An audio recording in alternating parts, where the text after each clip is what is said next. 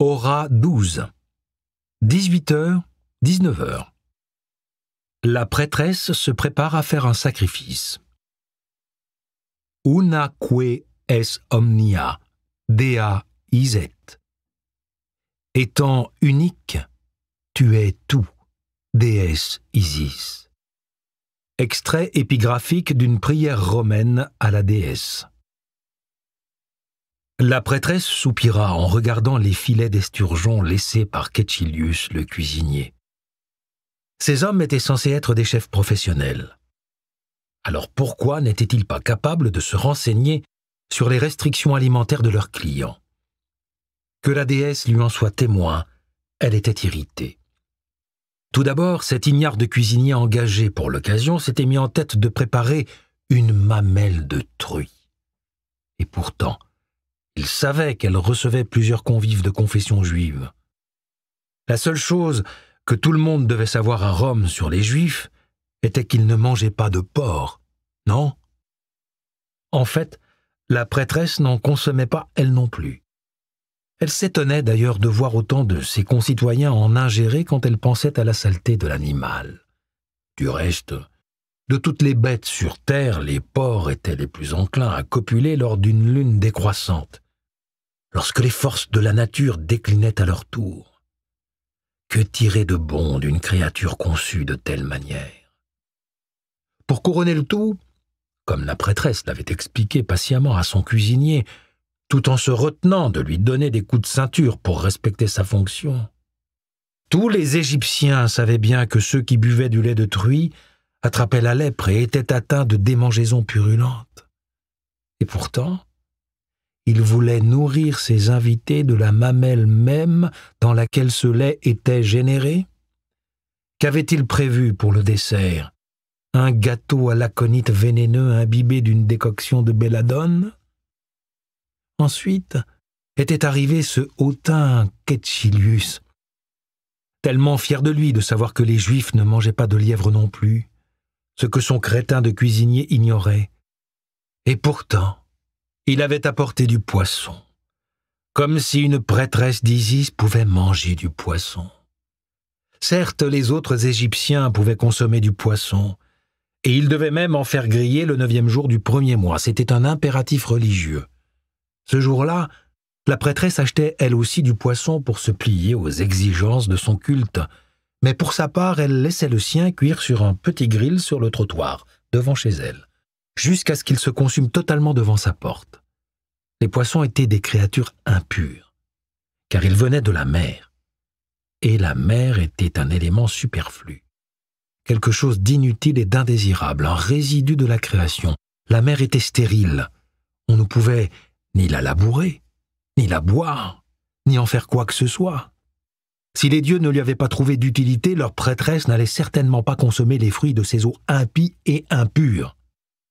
En fait, elle aurait aimé ne boire que l'eau dans laquelle s'abreuvaient les ibis, ces oiseaux sacrés, tout comme le faisaient les prêtres du grand temple de Philae en Sainte-Égypte, car comme il le disait, les purs ne devraient jamais toucher l'impur, et l'ibis ne buvait que dans des eaux pures. Sainte Reine des cieux, douce mère de l'humanité, qui par sa grâce et sa bonté nous nourrit tous, même les plus misérables. Pas un jour ou une nuit ne passe sans que tu ne le combles de tes bienfaits. Tu protèges les hommes sur terre et en mer. Tu atténues les tempêtes d'adversité et déjoues les destins funestes écrits dans les étoiles. Tu es vénéré par les dieux du ciel et ceux des enfers t'honorent. Les vents soufflent, les nuages inondent la terre, des grains germent et produisent des fruits sur un simple de tes signes. Les oiseaux dans le ciel, les bêtes sauvages dans les montagnes, les serpents dans leurs nids, et même les monstres des plus profonds des océans tremblent devant ton pouvoir. Mon esprit est trop étroit pour dignement chanter tes louanges, et l'ampleur de mon vocabulaire ne saurait être suffisante pour t'offrir un sacrifice. Je n'ai pas les mots pour exprimer ce que mon cœur ressent, et même si je possédais 1000 langues dans 1000 bouches, je ne pourrais y parvenir. Tout ce que peut faire ce pauvre fidèle que je suis, c'est de se souvenir de toi pour l'éternité et de garder une image de ta présence gravée dans son cœur. » Apulée, Métamorphose, 11-25. La notion de pureté était importante pour les fidèles de la déesse Isée, que les Romains appelaient Isis. Pour cette raison, la prêtresse enfila une robe de lin pour se préparer à faire un sacrifice. À l'inverse de la laine, qui provient d'un animal qui vieillit et meurt, le lin vient, lui, de la terre éternelle et immortelle. Toujours pour se préparer au sacrifice, elle avait retiré toute pilosité de son corps, puisque celle-ci était superflue et impure. Alors pourquoi irait-elle ensuite se vêtir de poils d'animaux? Le lin était une matière simple, propre et bien moins propice à la prolifération de lentes. Du reste, les fibres qui formaient sa robe avaient été moissonnées quand le lin était en floraison, et même sans être teinte, l'étoffe chatoyait du même azur que le ciel. Pourquoi échanger une telle tenue pour une robe en laine qui gratte? À présent, la prêtresse songeait au repas qu'elle faisait préparer pour le dîner qui suivrait le sacrifice. Il s'agissait avant tout d'entretenir les relations entre les différentes communautés. Chaque nation de cette terre disposait d'une délégation à Rome. On comptait des Bretons, tous rouges, la peau en lambeaux, peu habitués à la chaleur, des Maures, au teint basané, provenant des tréfonds des déserts africains. Et elle avait même rencontré une fois un homme qui affirmait venir de la fabuleuse Chine, terre de dragons, de soie et de légendes.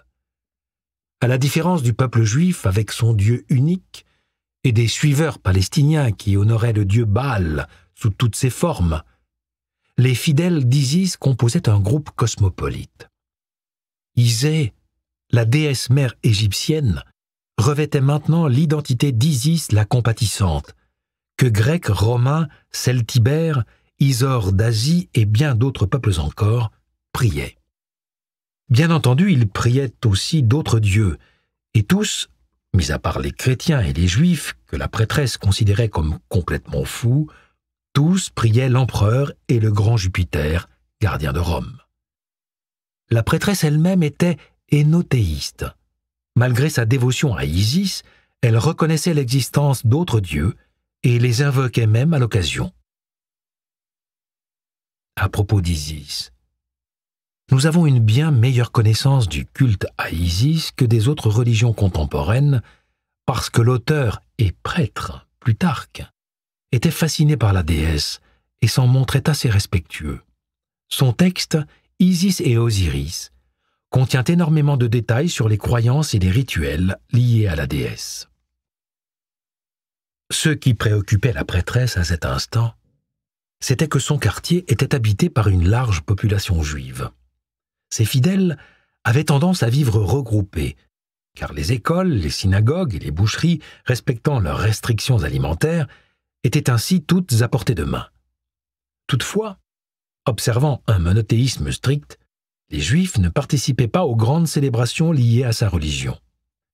Ces fêtes étaient amusantes, colorées et proposaient de très grandes quantités de nourriture gratuite. Elles étaient alors très suivies par la plupart des Romains.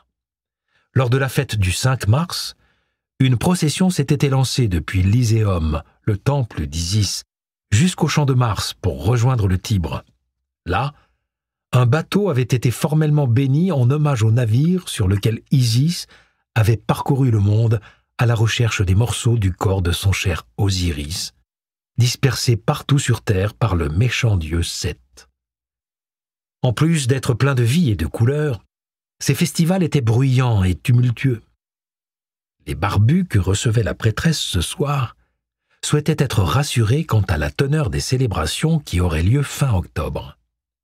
Ils désiraient savoir si celle-ci se tiendrait dans le calme et la retenue, contrairement à celle de l'année précédente, de manière à moins ébranler leur congrégation. Ce festival d'octobre, disons-le tout net, tiendrait plus de la fête de rue avec des accents religieux qu'autre chose. On y fêterait avec enthousiasme le rôle d'Isis dans la mort et la résurrection du dieu Sérapis. Ce soir-là, La prêtresse avait pour mission, aidée avec un peu de chance par des filets d'esturgeon bien préparés, de diplomatiquement informer les sages de la communauté juive que la fête serait bruyante, débridée et aussi tumultueuse que jamais, et qu'il vaudrait mieux qu'il s'y fasse. Après tout, les fidèles d'Isis observaient leur culte dans leur coin, dans des temples et des chapelles fermées au grand public. À la différence des cérémonies dédiées aux dieux romains, qui étaient très populaires, nombre des rites dédiés à Isis s'articulaient autour de pratiques mystérieuses desquelles les profanes étaient exclus. Même le sacrifice que la prêtresse s'apprêtait à conduire ce soir-là prendrait place entre les murs bien fermés de la chapelle, avec seulement 2 acolytes pour l'accompagner. Alors, 2 fois par an, les festivals dédiés à Isis sortaient du lot pour prendre place dans l'espace public. Ils étaient l'occasion de recruter de nouveaux fidèles, car les curieux posaient des questions sur la déesse et ses rites. Le reste de l'année, la chapelle d'Isis, les synagogues et les églises du quartier cohabitaient aimablement, sauf quand le bizarre, très bizarre même, prêcheur chrétien venait se placer devant sa chapelle pour la qualifier de tanière maléfique et refuge de prostituées. Ces accusations étaient très malvenues. Même si effectivement les prostituées avaient tendance à traîner autour des temples, car les portiques les protégeaient des intempéries, les fidèles d'Isis étaient en fin de compte parmi les plus chastes de la population.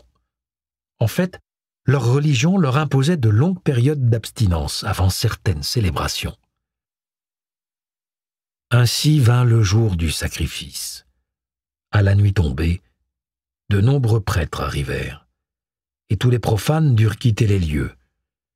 Ils me firent enfiler une tunique de lin et m'escortèrent dans la partie la plus profonde et sacrée du sanctuaire. Maintenant que tu es si appliqué à connaître le culte, tu aimerais savoir ce qui a été dit et fait quand j'y étais. Et je te le dirai bien, si j'en avais l'autorisation. Mais s'il était indiqué que tu le saches, tu le saurais déjà.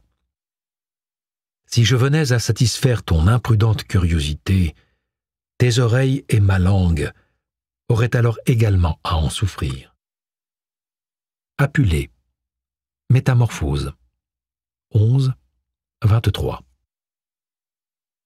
Le temps où les Romains persécutaient les fidèles au culte d'Isis était révolu, et la prêtresse avait la ferme intention de gentiment le rappeler à ses invités. Elle projetait également de mentionner que c'était justement parce que les fidèles pratiquaient leur religion calmement et en privé, que la curiosité du Sénat avait été éveillée et que le doute s'était installé. Pour dire toute la vérité, le Sénat n'appréciait pas trop non plus la nature cosmopolite de sa congrégation.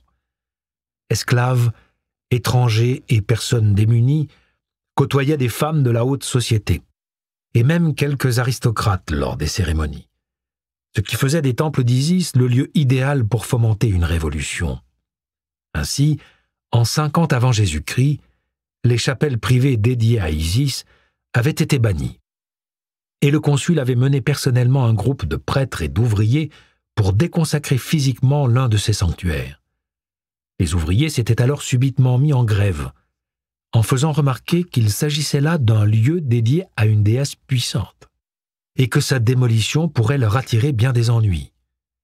Sur ce, le consul, un certain Aemilius Paulus, avait retiré sa toge, attrapé une hache, et s'était lancé dans la destruction des portes en personne.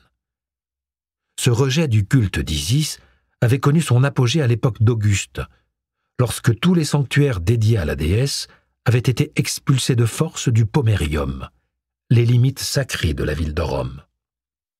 C'était d'ailleurs pour cette raison que la chapelle de la prêtresse se trouvait près de l'île Tibérine, juste à l'extérieur de cette limite.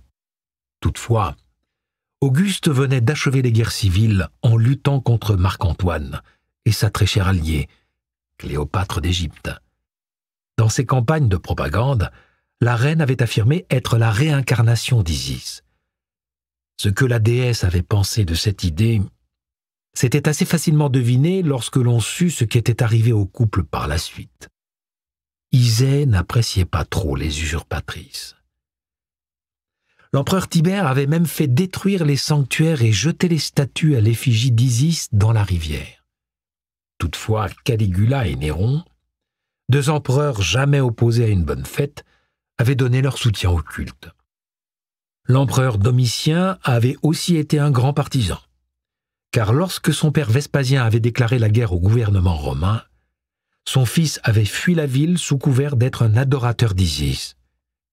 Toutefois, la prêtresse ne rappellerait pas à ses invités qu'avant de célébrer leur triomphe contre les Juifs, lors de la guerre de 64-70 avant Jésus-Christ, l'empereur Vespasien et Titus avaient passé la traditionnelle nuit de purification requise dans un temple d'Isis. Donc, silence à ce propos, sauf s'ils en venaient à se lancer des serviettes à la figure et à se tirer la barbe. Isidore.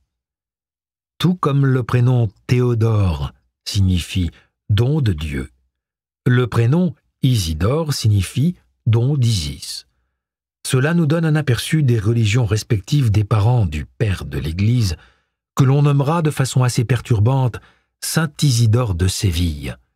Par la suite, deux patriarches de l'Église grecque orthodoxe, Isidore I et Isidore II, ont aussi déclaré être des dons de la déesse. Au vu de l'importance de ce soutien impérial, cette délégation n'avait aucune chance de faire en sorte que les autorités forcent les fidèles d'Isis à calmer leurs ardeurs lors de leurs célébrations. L'empereur en place, Hadrien, était du reste très intéressé par tout ce qui était égyptien, comme son prédécesseur Trajan. À cette époque donc, le culte d'Isis était parfaitement respectable. Si les festivals dégénéraient un peu 2 fois par an, ils étaient encore bien sages par rapport aux célébrations officielles des Jeux floraux qui se tenaient fin avril et qui étaient le théâtre d'une multitude de spectacles licencieux. Ayant répété ces arguments, la prêtresse se prépara à traverser la rue séparant sa maison de la chapelle. À la différence des temples romains officiels, il était impossible d'accéder au sanctuaire dédié à Isis par la rue. Derrière les murs de la chapelle, on entendait les bêlements du chevreau qui servirait de sacrifice ce soir-là. La prêtresse était plutôt satisfaite du choix de l'animal. Sa toison était rousse et donc détestée par les dieux. Les Romains pensaient que les dieux étaient plus sensibles au sacrifice d'un animal qui leur plairait. Par exemple, Janus appréciait les béliers et Mars, en tant que dieu de la guerre, exigeait un cheval au mois d'octobre. Toutefois, le culte d'Isis, qui se voulait fort rationnel, trouvait ce raisonnement illogique. Si on sacrifiait un animal qui plaisait aux dieux, eh bien, on le tuait. Les dieux préféreraient certainement qu'on supprime des animaux qu'ils détestaient. On les en débarrassait alors la surface de la terre.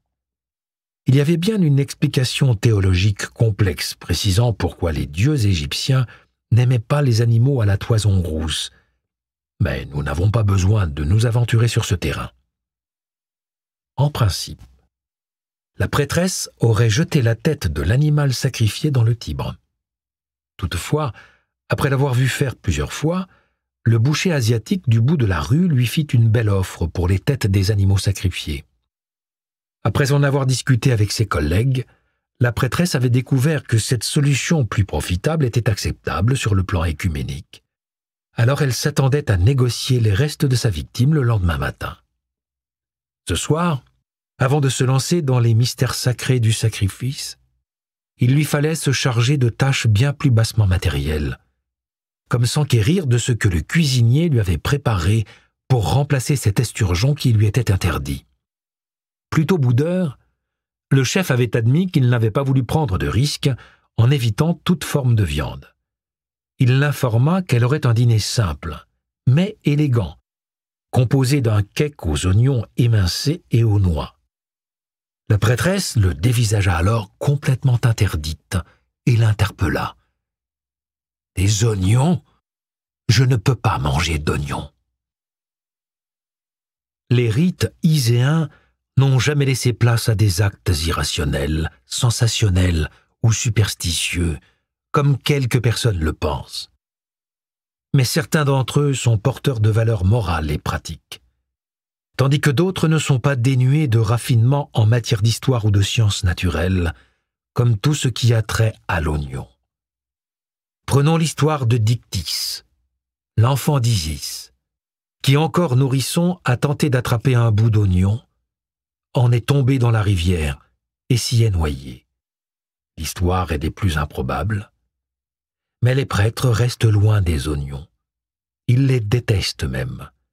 Ils font leur possible pour les éviter, car l'oignon est la seule plante à naturellement mieux pousser et éclore lors de la lune décroissante.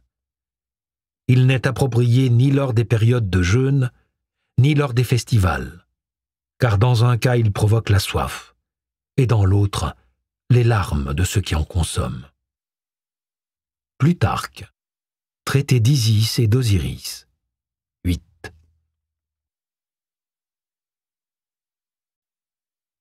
Hora Noctis 1.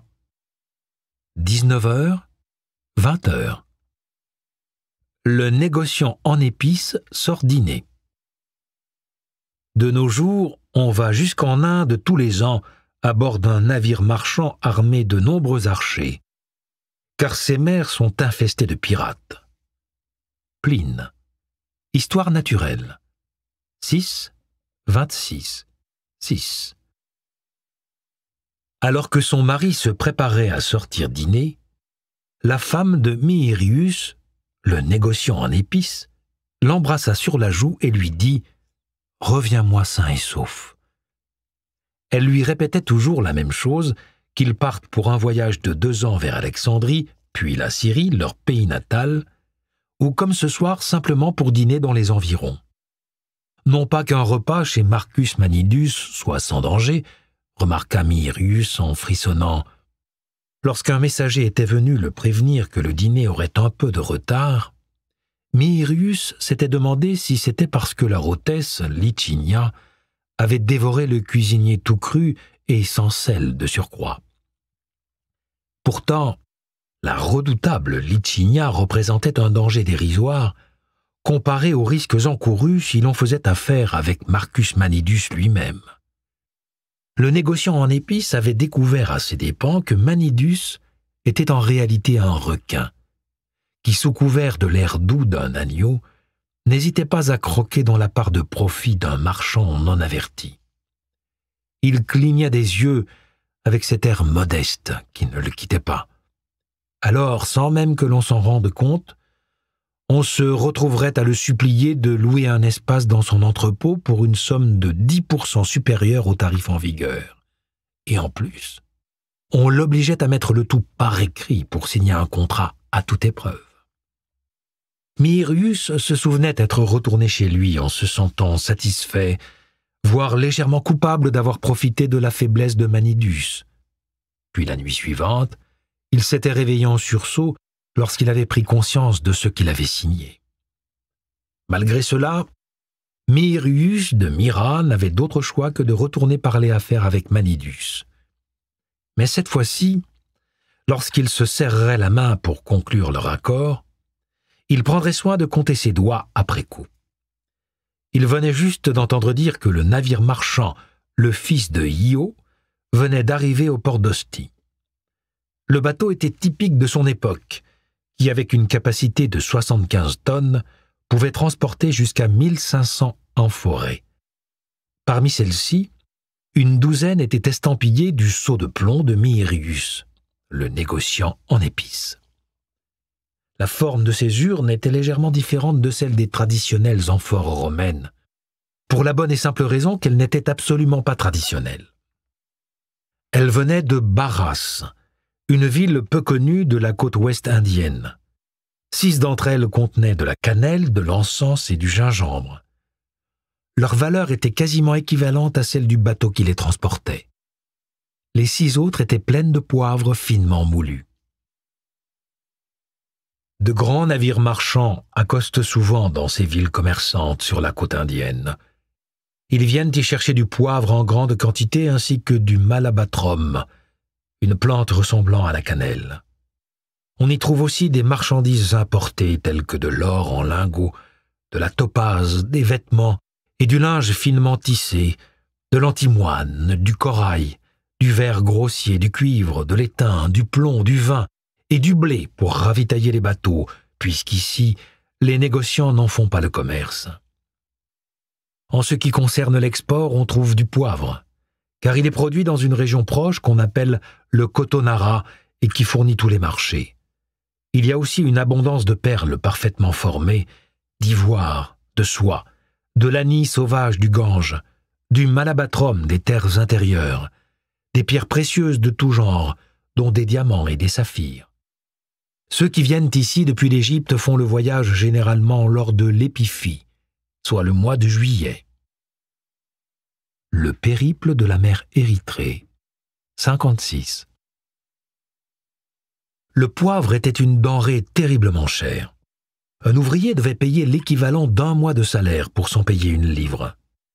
Toutefois, les Romains aimaient manger des plats relevés, même si nombre des épices qu'ils consommaient, dont le poivre, devaient être importés de contrées hors des frontières de l'Empire. La plupart d'entre eux ne connaissaient pas l'origine de la poudre noire qui rehaussait leur soupe de lentilles. Mais Mihirius savait qu'elle venait de la région du Kerala, en Inde. Là, les autochtones appelaient le poivre curry, si bien que le terme curry deviendrait à jamais le nom de ces plats orientaux épicés. La quasi-intégralité des recettes de cuisine compilées dans l'ouvrage d'Apicius contenait du poivre.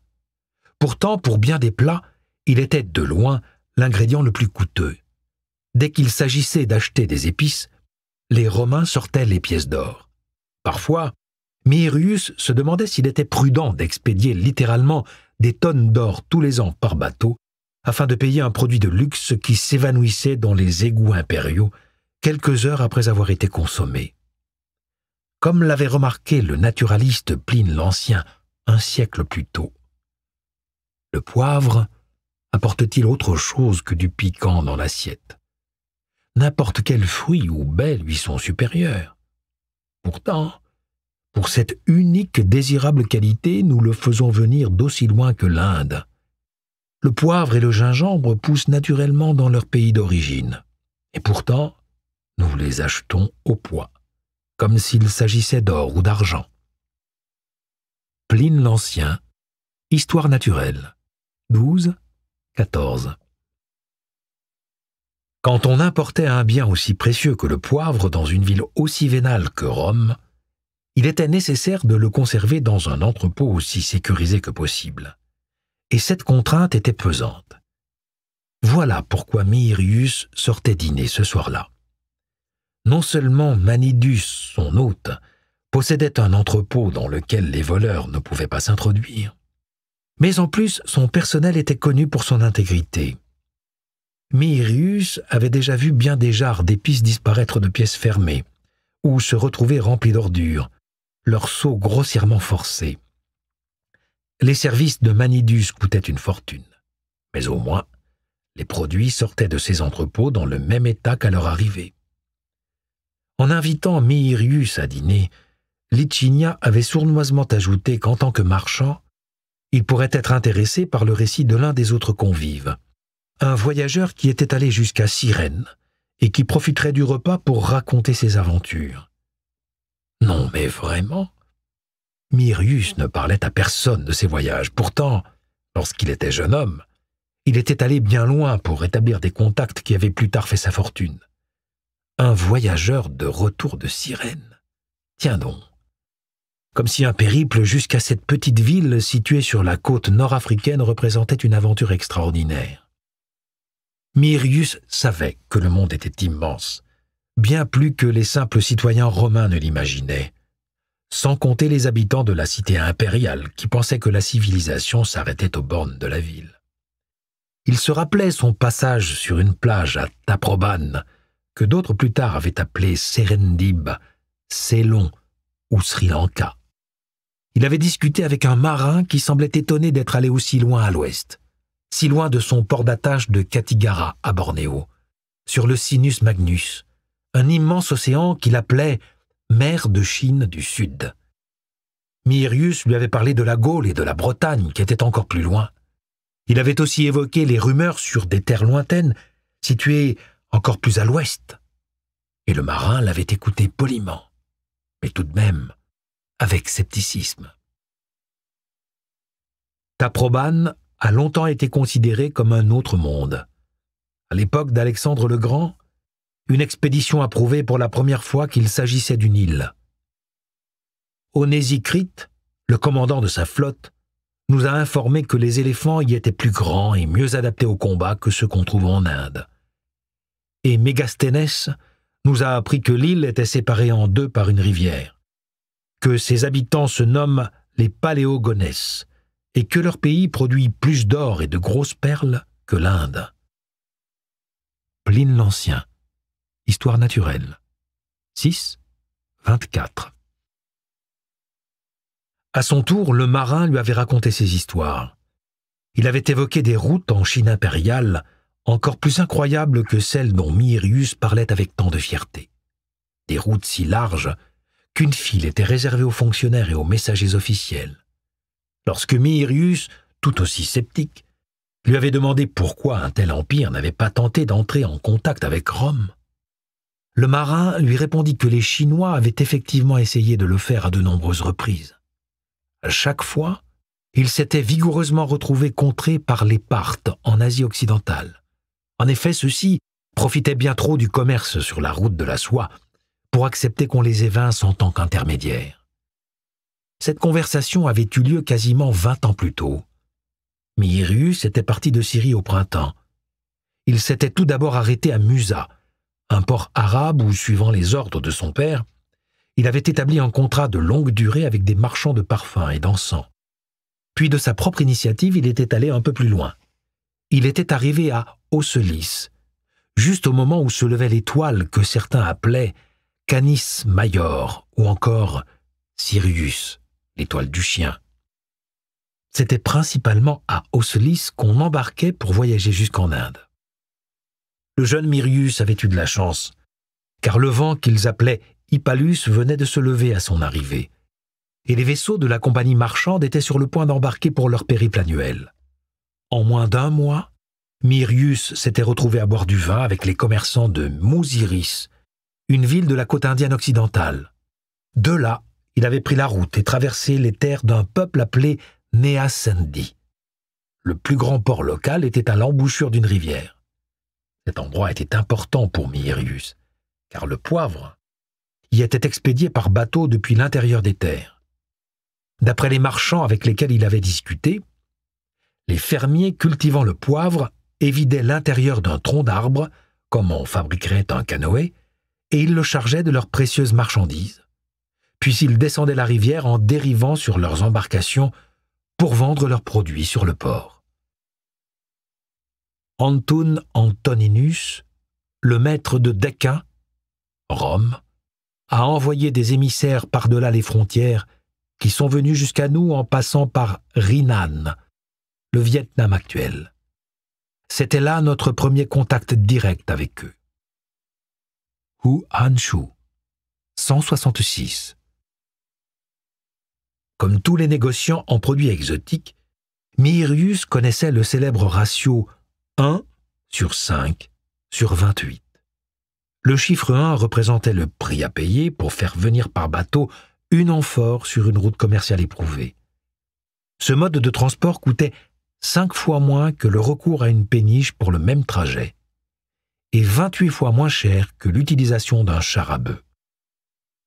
Voilà pourquoi il était plus rentable d'importer du blé d'Égypte plutôt que de le faire venir depuis la vallée du Pô dans le nord de l'Italie, en traversant les monts de l'Appennin. Un canal reliait la mer Rouge au Nil depuis 246 avant Jésus-Christ. Et les denrées remontaient le fleuve à travers l'Égypte jusqu'à Alexandrie, d'où elles étaient acheminées ensuite dans le reste de l'Empire. Mihérius était revenu de son voyage par cette route avec son premier chargement de poivre et d'épices, faisant la traversée par la mer fin décembre, poussé par les vents du sud-est. Il avait rejoint l'emporium de son père en Syrie plus d'1 an après son départ. Et à ce dîner, il allait devoir écouter le récit d'un voyage à Cyrène, comme si c'était un périple jusqu'aux confins du monde. Pourtant, C'était bien depuis des contrées reculées qu'étaient importées les épices qui relèveraient leur mets. Et Mihirius se demandait où ces lointaines terres pouvaient bien se trouver. Les navigateurs de Java et des mers environnantes parlaient de territoires encore plus éloignés au sud et à l'est. D'autres marchands évoquaient des cités perdues quelque part dans le grand désert africain et au-delà de l'immense et puissant fleuve noir. Le mot Niger signifiait noir en latin. Certains affirmaient qu'il s'agissait peut-être d'une branche du Nil, mais ce n'était probablement pas le cas. L'un des amis de Mihirius prétendait posséder une statue originaire du nord-est de l'Inde, et un autre affirmait détenir une amulette en métal forgé assez curieuse venant de Thulé, située à 6 jours de bateau depuis le nord de la Bretagne en direction de la mer de glace, d'après la géographie de Strabon, livre 1, chapitre 4. Cet endroit devait être remarquable, car Pline en disait la chose suivante. Quand le soleil passe la limite du Cancer, il ne peut y avoir de nuit du tout. Tout comme en plein hiver, il ne peut y avoir de jour. Les Phéniciens partirent donc d'Égypte en s'élançant dans la mer Érythrée, soit la mer Rouge. Et de là, ils s'engagèrent dans les mers australes. Chaque automne, ils accostaient là où ils se trouvaient et semaient du blé. Ils attendaient alors de pouvoir le récolter et reprenaient ensuite la mer. Ils naviguèrent ainsi 2 années entières, et à la 3e, ils revinrent et passèrent les colonnes d'Hercule, le détroit de Gibraltar.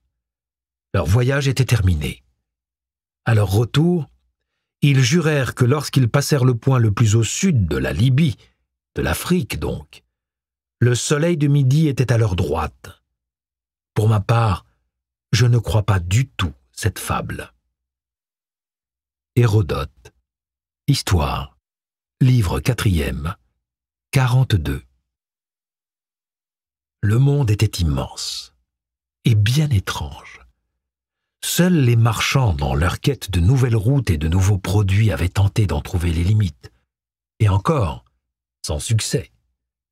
Parfois, Mihirius se demandait si les dieux qui avaient soi-disant donné leur empire sans limite aux Romains se rendaient compte qu'ils ne leur avaient attribué en fait qu'une relative petite portion de territoire autour d'une mer somme toute assez restreinte. Mihirius poursuivait de telles réflexions alors qu'il remontait la colline du quartier du Caelius, le long de la rue des fabricants de sandales. Les étals des artisans étaient tous fermés en ce début de soirée. Tout était calme. 2 de ses employés le suivaient, impassibles. À moitié garde du corps, à moitié porte-flambeau, ils illumineraient son chemin sur la route du retour. L'un d'eux portait le paquet de sa synthesis, son costume pour dîner. Il se changerait en arrivant. Après tout, si la toge était l'habit traditionnel des Romains, elle nécessitait tout de même un drapé complexe autour du corps et devait être maintenue dans le pli du coude. Le tout n'était maintenu ni par une boucle ni par un nœud, ce qui la rendait impossible à porter pour dîner. Toutefois, les Romains n'appréciaient guère d'apercevoir de la peau nue en public. Alors on avait inventé la synthesis, un vêtement facilement portable et vite enfilé avant le dîner. D'ailleurs, toute chose artificiellement composée dans le futur serait appelée synthétique. Même si seulement une personne aussi décadente que l'ancien empereur Néron arborait une synthesis au quotidien, en tant que tenue de soirée, ce vêtement permettait facilement de faire état de sa fortune et de son statut social. Celle de Mihirius, par exemple, était en soie de couleur safran et brodée de dragons violets aux manches et à l'ourlet. Il montrait ainsi publiquement qu'il avait accès aux richesses et trésors de l'Orient. Comme ce vêtement était extrêmement précieux, Mihirius était à l'écoute de tout bruit ou mouvement suspect dans la rue. Aussi remarqua-t-il immédiatement cette silhouette, dont la tête était recouverte d'une capuche et qui rôdait sur le trottoir d'en face. Si jamais quelqu'un de mal intentionné vagabondait dans les parages, c'était forcément cette personne. Toutefois, elle semblait à l'évidence attendre que Mihirius dégage le chemin pour passer à l'acte et accomplir son méfait.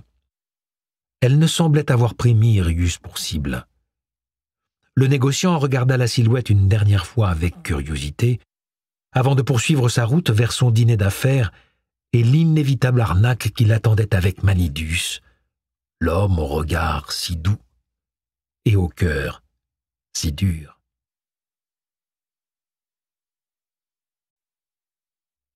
Hora Noctis 2 20h, 21h. La prostituée trouve un client. Toute personne croyant qu'on devrait interdire aux jeunes hommes d'avoir des rapports avec les prostituées dispose effectivement d'une morale bien austère. Cette personne est également en contradiction avec la morale et du passé et du présent. Quand cette pratique n'a-t-elle pas existé? Qui l'a jamais critiquée? Qui l'a désapprouvée? Cicéron, plaidoyer pour M. Célius, accusé de violence publique. 20. Mamilla n'aurait jamais cru que sa chambre au Lupara Larentia lui manquerait. Le lupanar dans lequel elle travaillait et habitait normalement devait son nom à la tristement célèbre Acca Larentia. Cette femme avait été contemporaine de Romulus, le fondateur de Rome. Certains racontaient même qu'elle était sa mère adoptive. Après avoir passé plusieurs années à divertir les grands hommes de son époque, et notamment Hercule, à vrai dire, peu de femmes en ces temps-là semblaient avoir échappé à ce sort, Larentia avait fait un bon mariage.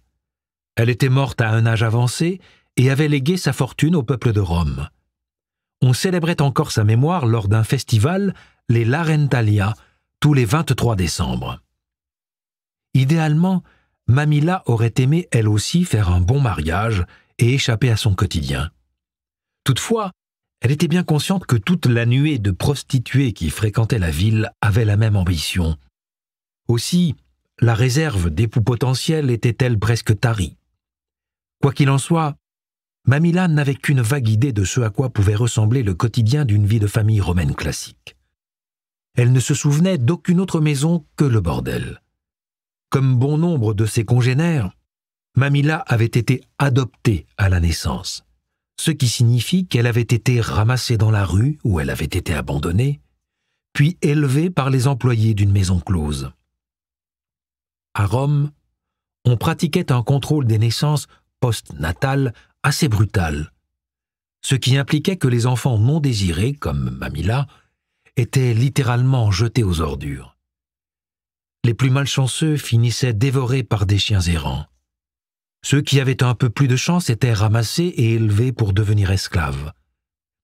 Les plus chanceux de tous étaient discrètement adoptés dans le foyer de couples sans enfants, qui prétendaient alors que ce nourrisson était le leur depuis le début. Entre 2 et 5 ans, Mamilla avait passé du temps dans une famille financièrement aisée. Elle avait été louée par son bordel adoptif en tant que delicata, pour servir d'animal domestique humain et d'enfant de compagnie à la fille légitime du couple. Toutefois, la même nature impétueuse qui avait mené Mamilla à devoir parcourir les rues ce soir-là l'avait aussi conduite à l'époque à être jugée inadaptée à la vie de sa famille adoptive. Elle avait ensuite été renvoyée dans la maison close qui avait loué ses services. Elle avait passé les années suivantes en tant qu'ancilla ornatrice. Elle devait alors aider au ménage et arranger la coiffure des prostituées après chaque rendez-vous. De temps en temps, elle s'occupait aussi de leur servir un remontant comme un pichet de vin non coupé d'eau avant qu'elles ne retrouvent leurs clients suivants. En tant que fille de substitution pour les femmes qui travaillaient là, Mamilla ne trouvait pas sa vie trop dure. Elle tenait pour acquis qu'on finirait par lui donner sa propre chambre pour qu'elle se mette à travailler comme les autres.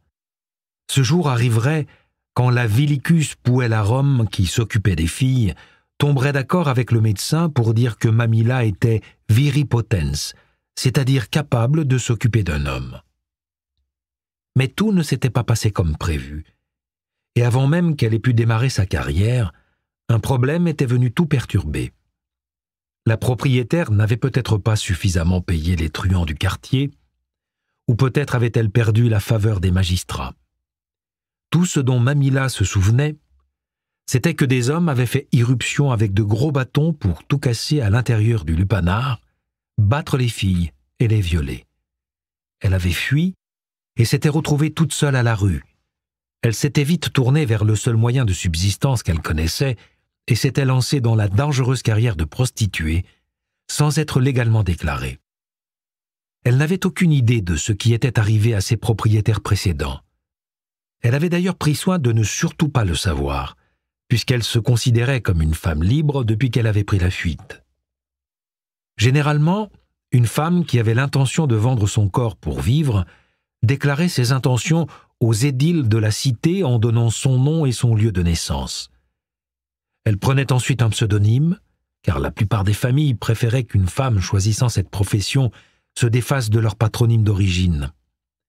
L'édile autorisait ensuite la femme à travailler et jugeait approximativement du tarif qu'elle pouvait pratiquer. Cette appréciation n'était pas un conseil gratuit. Elle n'était formulée que parce qu'elle devait payer une taxe proportionnelle à ce montant par client. Caligula fut le premier à taxer les prostituées en imposant qu'un pourcentage de leurs gains à chaque prestation lui revienne. Il ajouta une clause mentionnant que toute personne s'étant prostituée devrait la payer, même si elles étaient à présent mariées. Suétone, la vie de Caligula, 40. Tacite, l'historien, raconta dans un texte faisant état de son outrage profond qu'une aristocrate du nom de Visitilia, menacée d'être punie pour ses très nombreuses aventures extra-conjugales, avait échappé à la loi en demandant simplement à ce qu'on lui attribue une licence pour se prostituer. Licentia stupri. Comme l'édile ne trouva aucune raison pour ne pas la lui accorder, elle continua sa vie comme elle l'entendait, mais se fit payer en plus. Tandis que de nombreux Romains de la classe ouvrière considéraient la prostitution comme un choix de carrière quelconque, les filles ne disposant pas de licence menaient au mieux une vie marginale. Elles avaient alors à s'aligner sur la concurrence légale la moins onéreuse, et la plupart du temps, elles ne réclamaient guère plus qu'une miche de pain et une ration de vin en échange de leurs prestations.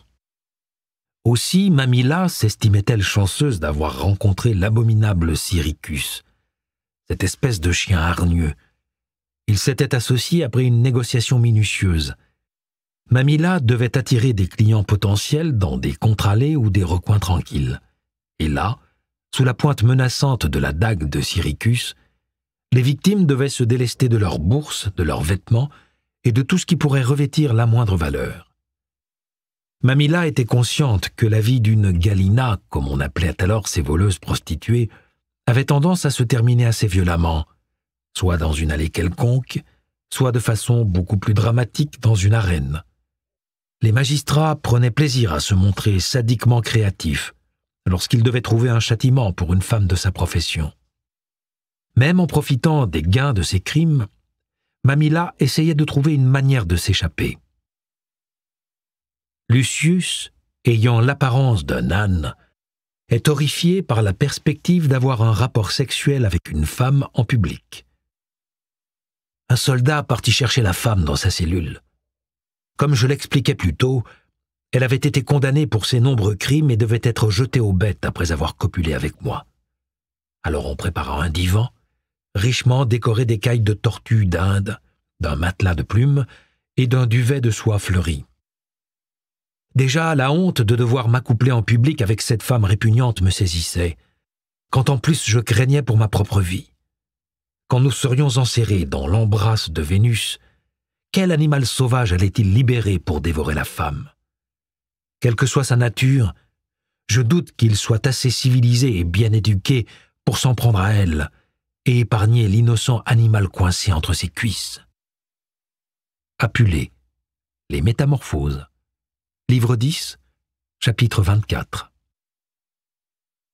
Après avoir soigneusement amassé tous ses biens mal acquis, Mamilla parvint à larguer Syricus.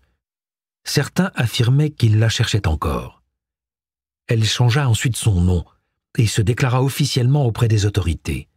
Ensuite, elle loua une chambre au Lupara Larentia de l'autre côté de la ville. Enfin, chambre était un bien grand mot. En fait, Mamilla se contentait d'un recoin, isolé du couloir par un rideau. On trouvait à côté un petit panneau indiquant son nom, son prix et ses spécialités. À l'arrière de cet écriteau, on pouvait lire la mention « Occupé ». Lorsqu'un client entrait dans son alcôve, il retournait le panneau pour que les autres sachent qu'ils devaient attendre leur tour. L'espace de Mamila était occupé par un lit de ciment recouvert d'un épais matelas pour compenser la dureté de sa couche. Celui-ci était protégé d'une couverture, souvent changée pour d'évidentes raisons d'hygiène. Ce que Mamila appréciait le moins dans sa chambre, c'était le manque de ventilation. Elle sentait en permanence la fumée à cause de sa lampe à huile, et malgré de nombreux passages au bain, l'odeur restait. Sa profession lui octroyait un rare avantage. Comme elle n'était pas considérée comme respectable, les termes ne lui étaient pas interdits quand les hommes étaient présents. Non seulement pouvait-elle se baigner à n'importe quelle heure de la journée, mais en plus elle remboursait ses frais d'entrée en moins d'un quart d'heure sur place. Ce n'était pas là la vie qu'elle aurait choisie. Mais jusqu'à la nuit précédente, Mamila aurait reconnu qu'elle s'en sortait relativement bien. Certes, toutes ses bonnes intentions de mettre de l'argent de côté pour ses vieux jours semblaient s'envoler dès qu'elle était en présence de robes d'Amorges ou de parfums d'Arabie, mais elle avait un emploi stable, une clientèle fidèle, et toute la vie devant elle. Les Jeux floraux ou Florali, festival dédié à la déesse Flore, étaient célébrés par le biais de toutes sortes de sauvageries licencieuses. Les prostituées se servaient de leur liberté de parole pour s'épancher sur toutes sortes d'obscénités, et poussées par la populace, elles se défaisaient de leurs vêtements. Puis elles mimaient des actes de copulation, retenant la foule fascinée par les tremblements de leur arrière-train. Lactance, diuine, institutiones, 20, 6. Puis Mancinus, ce crétin d'édile, était venu frapper à sa porte après minuit. Mamila ne regrettait pas de lui avoir jeté le pot de fleurs à la tête. En fait, elle était même secrètement fière d'avoir si bien visé. Toutefois, elle regrettait amèrement que son acte impétueux lui ait valu une éviction du lupanar jusqu'à ce que son procès ait lieu la semaine suivante. Ensuite, si la menace de Mancinus venait à être exécutée, Mamila serait condamnée à servir d'esclave parmi la suite qui accompagnait l'armée romaine. C'était une vie de dur labeur, et son corps serait constamment sollicité, sauf lors de moments de pure terreur, lorsque les troupes étaient sur le champ de bataille. Elle serait la dernière à être nourrie et la première à être abandonnée en cas de danger. Concrètement, son sort était l'équivalent pour les hommes d'une condamnation à servir dans les mines. Aussi, au cours de la semaine suivante, Mamila allait travailler en tant que nonaria, une fille de la 9e heure. Il s'agissait du terme utilisé pour désigner les prostituées qui n'étaient autorisées à parcourir les rues qu'après la 9e heure, soit quand la plupart des gens avaient fini de travailler, vers 15 heures. En s'appliquant bien, elle espérait rassembler la somme nécessaire pour aller voir un juriste et explorer les différentes options qui s'offraient à elle pour présenter une défense face au juge. Et c'était pour cette raison qu'elle se bottait les fesses elle-même de s'être rendue au pied du Caelius. Elle avait dérivé jusqu'à ce bastion de la respectabilité. Tout du moins, les habitants de ce quartier avaient les moyens de s'acheter une esclave pour leur servir de concubine, ce qui valait bien une réputation de personne respectable. Tout le bas de la colline était peuplé d'ouvriers et d'artisans qui vivaient sous le patronage de ceux qui habitaient un peu plus haut. Et la plupart d'entre eux avaient fermé boutique pour la soirée. Les clients étaient rares. En même temps, inutile d'aller jusqu'au quartier de Soubourg ou du Cariné au pied de l'Esquilin. Cette zone accueillait une quantité phénoménale de bordels, de tavernes et d'indépendantes. En toute honnêteté, Mamila préférait ne pas avoir trop de concurrence. Un homme mit son esclave enceinte. À la naissance, le père suggéra de tuer l'enfant. Le génie lui répondit « Tue ton propre enfant, et ensuite, dis-moi d'assassiner le mien. » Philogélos, 57. Elle se demandait s'il valait mieux se rapprocher du Colisée pour voir si elle pouvait trouver quelques clients vers la fontaine ou au pied de la gigantesque statue du dieu Soleil qui avait donné son nom au quartier. Le terme latin pour désigner une arche était « fornes ». Celle qui soutenait l'immense arène du Colisée était un lieu de prostitution si populaire qu'on les disait à l'origine du mot « fornication ». Toutefois, Mamilla arrêta ses déambulations dès qu'elle repéra un petit groupe passer dans la rue des fabricants de sandales. Ah, non, raté. Les quelques personnes rassemblées donnaient l'impression d'être en route vers une réception, et au vu de l'heure, elles devaient être en retard. L'homme bien habillé à l'allure orientale semblait être leur chef. Il lui accorda un seul regard et l'oublia immédiatement. Sa suite l'ignora également et se concentra plutôt sur un étrange tandem de l'autre côté de la rue. L'une des deux personnes portait une cape et essayait très visiblement de passer inaperçue. L'autre, qui ressemblait à un malfrat très musclé, avait effectivement réussi à ne pas se faire remarquer en se cachant derrière un kiosque. La silhouette encapuchonnée attendait misérablement que le groupe qui la dévisageait passe et cherchait nerveusement du regard le malfrat. Mais celui-ci avait déjà repéré Mamilla, et tous deux s'observaient mutuellement pour se jauger d'un air appréciateur. « Pour une bonne baise, demande Atis. Elle ne coûte que 16 pièces de cuivre. » Graffiti pompéien. Corpus inscriptiones latinarum. 4, 17, 61. Deviner ce que Mamilla faisait là n'était pas très compliqué. Certes, son attitude n'était pas aussi flagrante que celle des Dorides, ces femmes qui restaient nues aux portes de certains lupanars et tavernes pour attirer le chaland, mais elle portait tout de même une toge. Sur un homme, la toge était un symbole de respectabilité. Sur une femme à la vertu négociable, la toge était avant tout un vêtement bien pratique. Dépourvue d'attache, elle tombait par terre sur un simple mouvement expert des épaules, et une fois au sol, elle procurait une douce couverture pour la suite des événements. Après tout, il s'agissait d'un demi-cercle de laine bien épaisse. L'homme dissimulé sous sa cape suivit le regard du malfrat et marmonna quelque chose. À contre-cœur, son interlocuteur sortit de sa cachette. Mamilla les suivit de loin, pleine d'espoir, se tenant à une quarantaine de pas derrière eux. La silhouette sous sa capuche s'arrêta devant une petite porte percée dans un mur nu.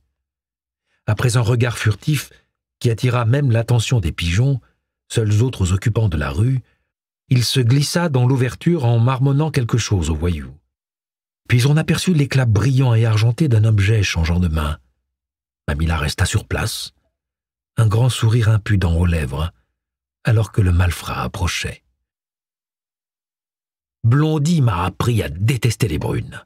Alors je vais toutes les haïr, du mieux que je peux. Je préférerais les aimer quand même. Vénus Physica a écrit ce message. Graffiti sur le mur de l'atrium d'un lupanar à Pompéi. Corpus inscriptiones latinarum. 6, 14, 43, 1520. Alors, mon grand, tu as quelque chose pour moi ? Au vu de son front portant la marque d'un casque et de son torse musclé, cet homme était soit un soldat ayant pris du poids, soit il s'agissait d'un gladiateur. Il semblait très intéressé, et l'expression de son visage n'était pas la seule à trahir ses intentions. Il tendit la main et montra à Mamilla plusieurs pièces, l'équivalent d'une journée de travail entière. « Mon client m'a dit de te donner ça pour que tu oublies que tu l'as vu ici. » Mamilla était sur le point de prendre l'argent quand le gladiateur l'écarta prestement d'un air taquin. « Non, non, non. Si tu veux cet argent, il va falloir le gagner. Je suis censé surveiller cette porte-là, mais j'imagine qu'on la verra toujours bien depuis cette petite rue. D'accord ?» Sans attendre de réponse, il l'attrapa sans plus de cérémonie et la cala sous son bras comme un tas de linge sale. Il se dirigea d'un pas décidé vers la contre-allée, et la toge de Mamilla, déjà défaite, traînait derrière eux comme la traîne d'une robe de mariée. Mamilla porta l'affaire devant les tribuns de la plèbe, déclarant que Mancinus était venu chez elle vêtu de sa tenue de soirée, et qu'il avait essayé d'entrer par effraction. Les tribuns décidèrent que si Mancinus revenait effectivement d'une fête, Il avait été traité comme il le fallait. S'il y avait participé en tant que magistrat, il n'aurait même pas dû s'y rendre tout court. Olugel, nuit Attique, 4, 14.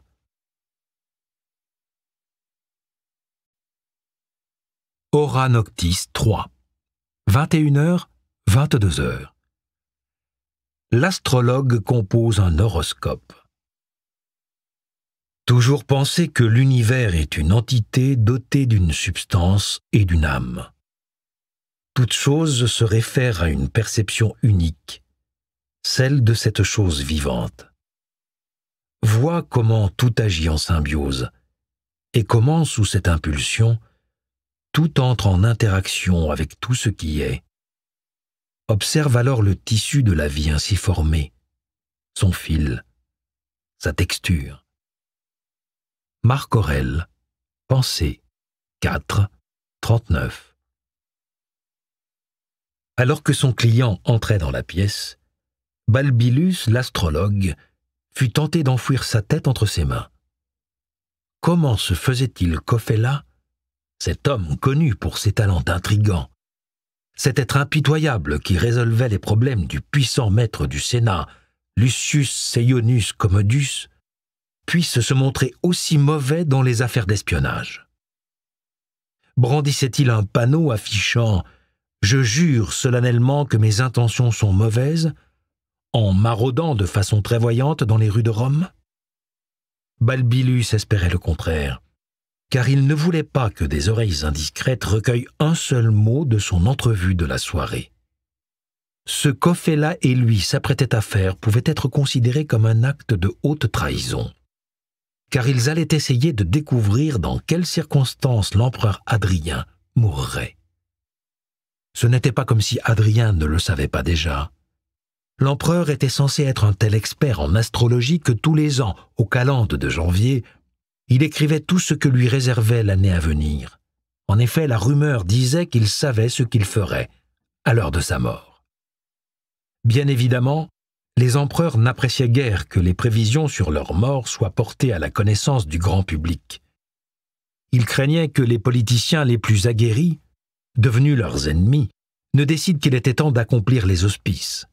Pour cette raison, il était terriblement déconseillé de composer un horoscope impérial. Toutefois, pour certains clients, comme ce sénateur relativement insignifiant, savoir quand aurait lieu le changement d'empereur n'était pas simplement une question d'opportunisme, mais plus de survie. En plus de celui de l'empereur, Balbillus avait été payé une petite fortune pour interpréter le thème astral du bienfaiteur d'Ophéla, de Lucius Seionius Commodus et de son plus terrible rival, Pedanius Fuscus Salinator. En somme, Ophéla payait pour savoir ce qui allait se passer à la mort d'Hadrien et qui lui succéderait. Un devin avait averti César qu'il courrait un grand danger ce jour de mars, que les Romains appelaient les Ides. Lorsque ce jour arriva et que César se rendait au Sénat, il tomba sur le prophète et l'interpella en blaguant.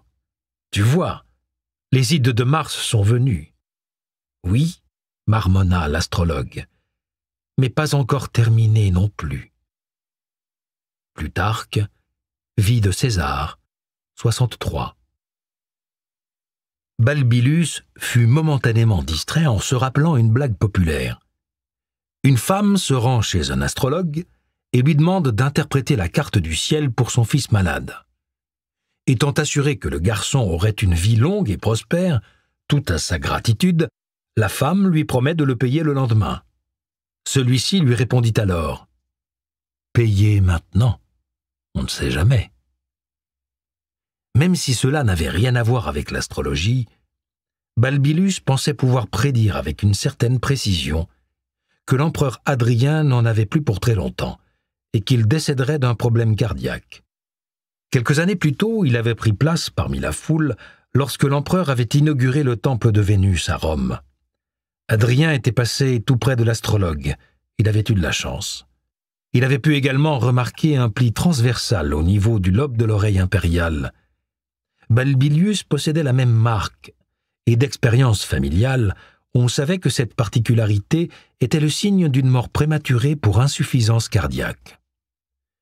Au vu du stress généré par sa fonction, on pouvait facilement hasarder que même un cœur impérial en pleine santé était l'objet de grands assauts de nervosité. Jusqu'à présent, 8 des 12 empereurs que Rome avait connus étaient décédés d'une mort violente ou dans des circonstances très suspectes. Si Hadrien était atteint d'une affliction cardiaque, somme toute très bénigne, alors son destin était plus gravé dans les lobes de ses oreilles que dans les étoiles. Ofella avait hâte de commencer à décrypter la carte. Il faisait garder la porte par un gladiateur pour s'assurer que personne ne viendrait les déranger. Et maintenant qu'il avait révélé ses intentions, il voulait que la transaction soit accomplie et que tout soit oublié le plus rapidement possible. Le premier problème, qui avait bloqué les conspirateurs toute la semaine précédente, était que ce roué d'Hadrien n'avait pas l'intention de faciliter la tâche à ceux qui voulaient faire son thème astral. Aussi, personne n'était réellement sûr de sa date et de son lieu de naissance. Après avoir mené une enquête très discrète, Ofella avait découvert que l'empereur fêtait son anniversaire le 24 janvier et qu'il était né en l'an 829 AUC, Ab Urbe Condita, soit le nombre d'années écoulées depuis la fondation de la ville de Rome, ce qui équivalait à l'an 76 des calendriers établis ultérieurement.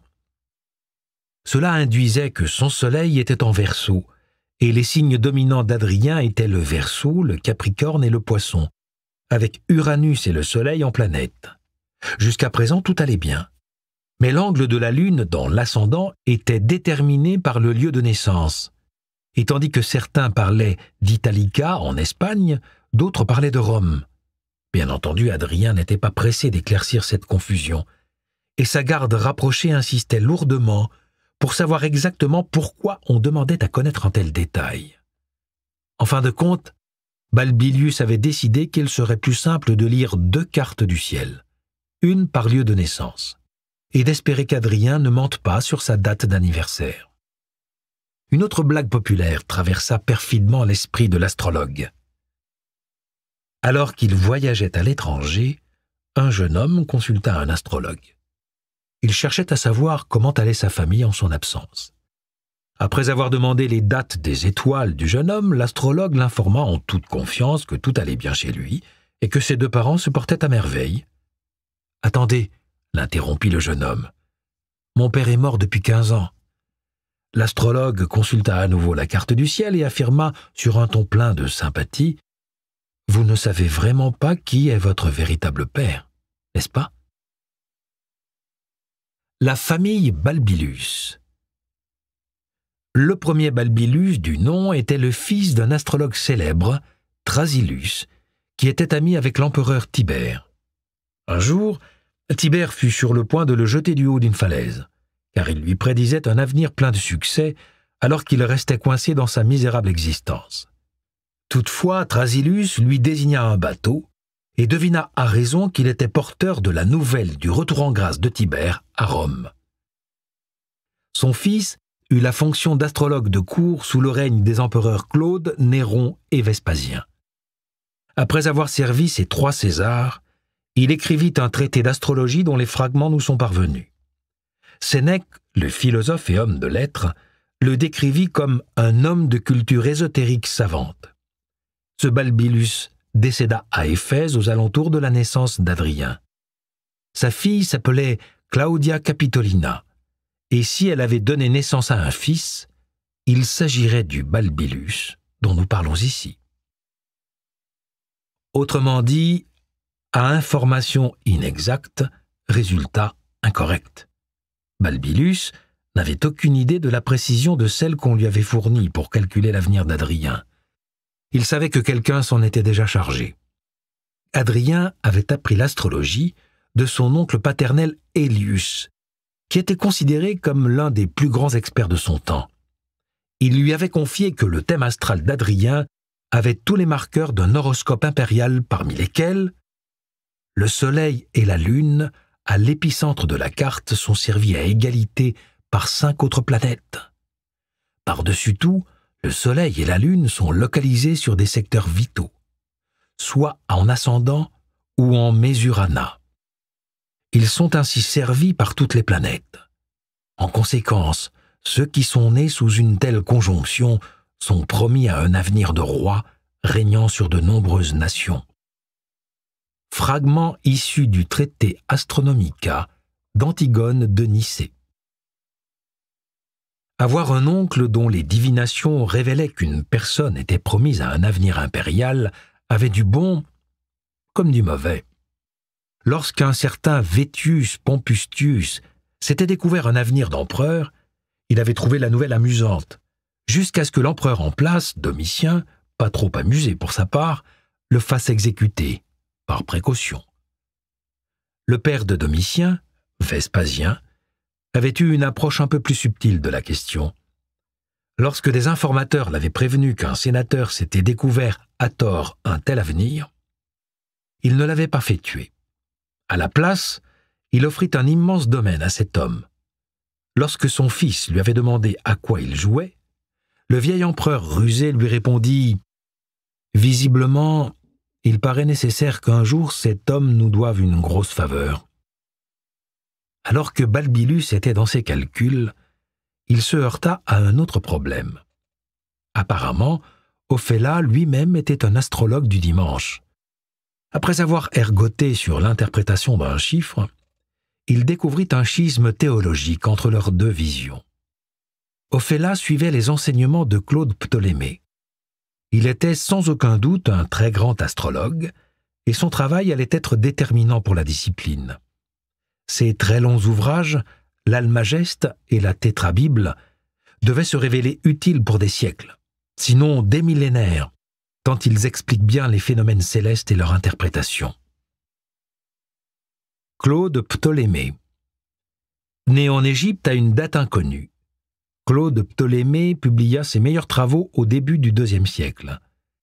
Ses calculs furent probablement construits sur les travaux de Théon de Smyrne, et du reste, il eut accès aux richesses incomparables de la grande bibliothèque d'Alexandrie.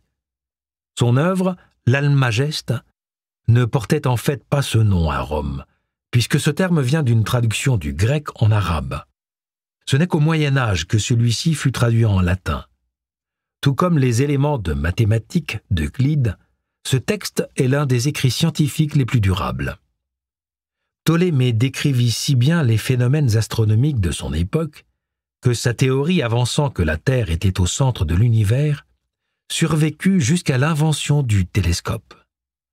À ce jour, l'expression « univers ptolémaïque » est employée pour décrire une théorie prenant en compte toutes les informations connues à une date précise, tout en étant complètement fausse.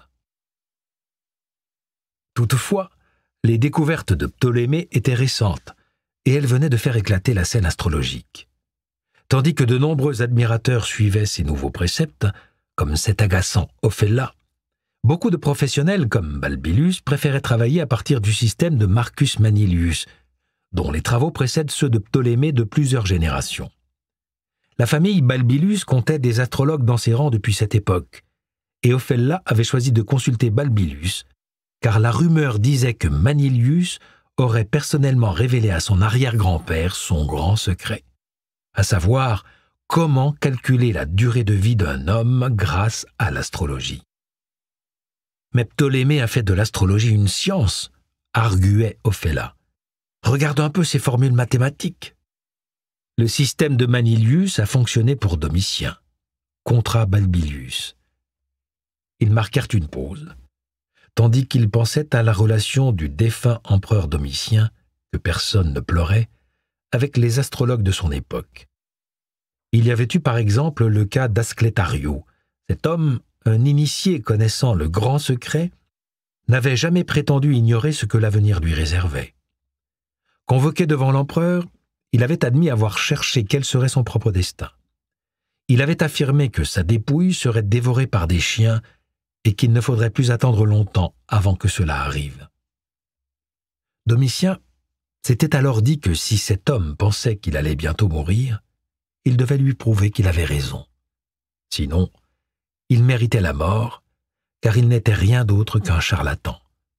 Par conséquent, il le fit exécuter. Mais il donna l'ordre que le corps de l'homme ne soit pas jeté aux chiens, mais plutôt enterré avec tous les honneurs. Un peu plus tard, alors que l'empereur dînait, un invité mentionna un étrange incident. Un bûcher funéraire avait été renversé par un soudain coup de vent. Et avant qu'on puisse les arrêter, des chiens errants avaient dévoré le corps de la personne inhumée, qui n'était personne d'autre qu'un astrologue, répondant au nom d'Asclétario. Domitien s'était aussi laissé perturber par une prophétie qui annonçait « Il y aura du sang sur la lune quand elle entrera en Verseau, et on fera quelque chose dont tout le monde parlera dans le monde entier. » La nuit précédant sa mort, la lune était effectivement rousse. Ce type de phénomène se produisait quand le vent du sud portait de la poussière du Sahara très haut dans l'atmosphère. Le problème, comme ne le savait que trop bien Domitien, c'était que la lune entrait en Verseau à la 5e heure ce jour-là.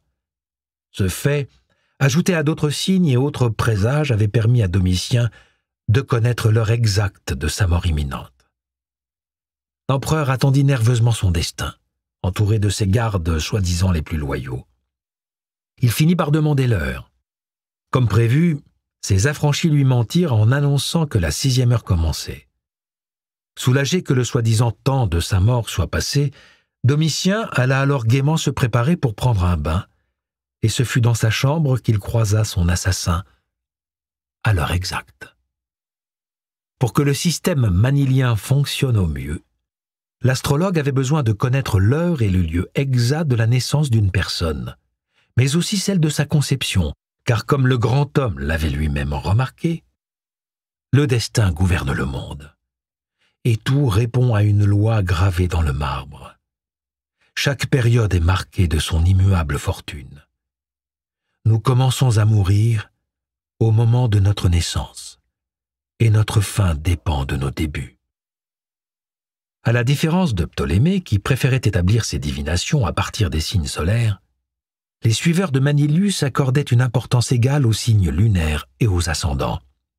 Pour cette raison, dans les décennies qui avaient précédé le système ptolémaïque, de nombreux éminents romains disposaient d'un signe astrologique différent de leur signe solaire. Par exemple, l'empereur Auguste, né un 23 septembre, était d'après Ptolémée Balance. Pourtant, Auguste se considérait comme un Capricorne. Les individus d'ascendant Capricorne sont généralement de bons chefs, compétents, conscients de leur image et déterminés. Ils souffrent souvent d'une enfance difficile, ayant eu parfois à survivre à la maladie, où ils ont été protégés de Jules César par le passé et ont dû tenter de déjouer leur propre assassinat. Lorsqu'il partit en retraite à Apollonia, il alla consulter l'astrologue Théogène avec son ami Agrippa sur la terrasse installée sur son toit. Agrippa commença par consulter les augures, et on lui prédit un grand avenir, presque incroyable. Auguste ne voulut pas divulguer sa date de naissance et résista longtemps, en proie à la honte et à la peur, craignant que sa fortune soit moins glorieuse que celle d'Agrippa. Finalement persuadé de la déclarer après avoir été bien importuné, Théogène commença son travail depuis sa chaise et le paya en adoration. Juste après, Auguste eut une telle confiance en la grandeur de son destin qu'il publia son horoscope. Suétone, vie d'Auguste, 92. Adrien, prétendument né un 24 janvier, était Verseau. Ainsi, comme l'on pourrait s'y attendre d'un homme passionné d'architecture qui aimait mener des expériences avec les dômes et les coupoles, on en déduisit que ce Verseau était intéressé par tout ce qui était lié aux technologies. Les personnes partageant sa date d'anniversaire étaient censées être très intelligentes et manquer de confiance en elles. Adrien était effectivement un de ces esprits au génie universel et avait pour habitude de soudain se retourner contre des amis qu'il pensait l'avoir trahi. Comme sa date anniversaire était liée à l'air, Adrien aimait voyager. Jusqu'à présent, il s'était rendu en Bretagne, en Afrique, en Asie mineure et en Égypte. Sa date de naissance était liée à ses aptitudes spirituelles et intellectuelles. « Oui, marmonna Ophéla. Mais quand va-t-il mourir ? Eh bien, pensa Balbillus, l'empereur mourrait probablement d'un problème cardiaque. Or, le signe du bélier dirige la tête, celui du taureau le cou, celui de la balance le bas-ventre, alors que le cancer dirige la poitrine. Puisque le cœur est dans la poitrine, et que le signe du cancer s'étend du 21 juin au 22 juillet, alors, en regardant la position de Jupiter qui domine toutes les autres planètes et l'alignement du Soleil en Verseau, juillet, d'autant que je puisse en juger, l'empereur devrait mourir aux ides du 15 juillet, ou juste avant. Après ceci, Adrien partit pour la station balnéaire des Baillis, laissant le pouvoir au futur empereur Antonin resté à Rome. Mais la santé d'Adrien se détériora. Alors il demanda à Antonin de venir le rejoindre et mourut en sa présence le 6e jour avant les ides de juillet. Adrien, Histoire Auguste, 25. Hora Noctis 4. 22h, 23h. La soirée du gladiateur en goguette. La vie était belle pour Sergius le gladiateur. Elle était aussi remarquablement simple. Un collègue pas très bien intentionné avait un jour déclaré que la principale fonction de son cerveau était de séparer ses oreilles. Mais ce n'était pas tout à fait la vérité. Il fallait juste comprendre que pour Sergius, la vie se résumait à se battre, forniquer et trouver quelqu'un pour le payer. Tout comme il avait rarement du mal à trouver de la compagnie pour s'amuser au lit, il se retrouvait très facilement mêlé à une bagarre. Il avait été entraîné au combat à l'école des gladiateurs, presque jusqu'à en mourir. D'ailleurs, il connaissait plusieurs aspirants qui étaient morts. Cette école était impitoyable. Les lanistas, les entraîneurs, pouvaient battre, fouetter ou marquer au fer rouge leurs élèves, tout comme les apprentis qui s'y inscrivaient. Sergius avait prêté serment en y entrant. Uri, vinciri, verbari, feroque necari. Je supporterai le feu, les chaînes, les coups, la mort par le fer. Le métier était brutal. Un élève qui ne se développait pas comme il le fallait pouvait même être contraint d'en affronter un autre plus avancé simplement pour donner à son adversaire l'occasion d'apprendre à tuer. Et pourtant, même s'il n'avait plus besoin d'y aller, Sergius continuait à fréquenter l'école. Et pendant qu'il y était, saisissait chaque opportunité de s'entraîner comme si sa vie en dépendait. C'était le cas.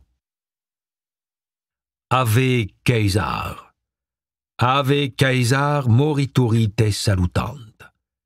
C'est avec cette fameuse adresse que commençaient tous les combats de gladiateurs. Du moins, c'est ce que l'on croit. D'autant qu'on le sache, le terme n'a été utilisé qu'une seule fois, lorsque l'empereur Claude a mis en scène une reconstitution de bataille navale sur le lac Fucin tout juste aménagé.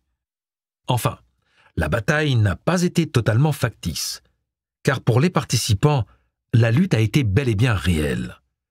Les prisonniers rassemblés ont salué Claude avec la désormais célèbre phrase « Salut César, ceux qui vont mourir te saluent ». De façon très énigmatique, l'empereur leur a répondu « Aut non », ce qui signifie « ou pas ». On raconte qu'il a épargné beaucoup de survivants après les festivités. Toutefois, après cette unique utilisation par des combattants qui n'étaient même pas vraiment des gladiateurs, la célèbre salutation des condamnés n'a plus jamais été employée. Confère Suétone, vie des 12 Césars, Claude, 21. Sergius était un auctoratus, ce qui signifiait que si la plupart des gladiateurs se battaient parce qu'ils n'en avaient pas le choix, lui était volontaire. En fait, il avait été condamné à se battre dans l'arène pour banditisme. 5 ans plus tôt, Sergius avait brièvement gagné un peu de notoriété au Colisée lorsqu'il avait trucidé son célèbre adversaire. Il avait alors sagement investi l'argent qu'il avait gagné pour racheter son contrat. L'objet en sa possession dont il était le plus fier était sa rudis. l'épée en bois qu'on lui avait remise en même temps que sa liberté. Cette épée était la preuve qu'il avait purgé sa peine et expurgé son crime grâce à son courage. Même si Sergius ne pourrait jamais être un citoyen romain à part entière, il profitait tant qu'il pouvait de la belle vie que Rome avait à lui offrir. Toutefois, aussi libre qu'il puisse l'être, un tas de muscles de plus d'1,80 m surentraînés avait toujours besoin de travail. Alors Sergius continuait à affronter les dangers de l'arène en tant que Murmilio, un gladiateur armé jusqu'aux dents disposant d'un bouclier de légionnaire et d'un lourd glaive de la longueur de son avant-bras. Même s'il portait toute une armure pour se battre, sa plus grande fierté était son casque. Une confection en acier de trace à large bord, ornée de volutes d'or. Une grille dissimulait son visage lors des combats, et sur le dessus du casque se trouvait une large crête, comme l'aileron d'un poisson, Mormilos, qui donna au Murmilio le Myrmilion, son nom. La crête du casque de Sergius était gravée d'une illustration de ses plus grands moments de bravoure qui lui avaient valu sa réputation et sa liberté. Jusqu'à présent, Sergius n'avait livré qu'un seul combat cette année, et il l'avait perdu. Heureusement, il n'y avait environ qu'un combat sur 5 qui était fatal à un gladiateur. Il avait participé au Ludi Cerealia, fin avril, et tous les combattants étaient armés de glaives émoussés et mouchés. Après tout, les gladiateurs étaient des investissements très onéreux, et leurs propriétaires, ou dans le cas de Sergius, son agent, détestaient les voir succomber. Toutefois, lorsque l'empereur offrait les jeux, ou lors des Saturnales au milieu de l'hiver, quand Sergius combattrait pour la prochaine fois, c'était une toute autre histoire. Là, les combats étaient à mort. En fait, avant de commencer, on présenterait les glaives des 2 combattants aux éditeurs qui organisaient les jeux des Saturnalia. Ils vérifieraient en personne qu'ils étaient mortellement aiguisés. Sergius avait hâte de livrer ce combat, car il aurait l'occasion de prendre sa revanche contre l'Oplomachus, un gladiateur à la grecque, armé d'un petit bouclier hémisphérique qui lui avait fait mordre la poussière lors de son dernier combat. Est-ce que le pouce baissé signifie que le gladiateur est épargné? Il est vrai que les Romains signalaient le sort réservé aux gladiateurs vaincus avec le pollice verso, soit le pouce renversé. Toutefois, nulle part n'est mentionné la direction dans laquelle le pouce était tourné. Réfléchissons. Un gladiateur condamné pouvait se stabiliser en se tenant au genou de son adversaire et être tué par un coup de bas en haut qui lui trancherait la nuque. Alors prenez un glaive imaginaire entre vos mains pour porter un coup vers le bas et regardez dans quelle position est votre pouce. Il pointe vers le haut. Maintenant, au lieu de tuer votre adversaire, rengainez votre épée, comme les Romains, sur votre flanc opposé à celui de votre main directrice. Si vous êtes droitier, rengainez sur votre hanche gauche donc. Votre pouce pointe vers le bas. Ainsi, le pouce en l'air signifiait peut-être « tue-le » et le pouce vers le bas « range ce glaive ». Avec 2 combats par an, il assurait tout juste la moitié des prestations d'un gladiateur ordinaire à temps complet. C'était probablement pour cette raison qu'à la différence de nombre de ses contemporains, Sergius avait survécu jusqu'à la trentaine. Même s'il était payé une somme rondelette pour chaque combat, environ l'équivalent d'1 an de salaire pour un artisan qualifié, Sergius avait aussi à la fois des goûts de luxe et un certain penchant pour les bleus, sur lesquels il pariait lors des courses de chars. Les jeux d'argent étaient censés être illégaux à Rome, mais cette interdiction n'affectait que très peu Sergius, qui avait aussi bien des amis haut placés que de proches connaissances dans les bas-fonds de la ville. Tout gladiateur savait ce qui arrivait à un homme incapable de rembourser sa dette. Comme nombre de ses collègues, Sergius savait scientifiquement comment casser doigts, jambes ou rotules, selon les spécifications, des mauvais payeurs. Et il en tirait profit. En plus de collecter des dettes, Sergius restait dans les bonnes grâces de ses créditeurs en accomplissant des missions de garde du corps. Ces prestations étaient généralement payées à l'heure par de riches aristocrates qui avaient recours à de tels services plus pour montrer leur importance que pour les protéger d'un réel danger. Cependant, il arrivait parfois qu'une rencontre clandestine puisse dégénérer, si l'ombre d'un gladiateur ne se faisait pas voir dans les environs, comme ce soir, même si Sergius accomplissait très mal son travail pour le moment. Sergius ne savait absolument pas ce qu'il se passait derrière la porte qu'il était censé garder. Une assemblée secrète de contrebandiers, une perfide cabale ou une négociation entre malfaiteurs pour des questions de territoire.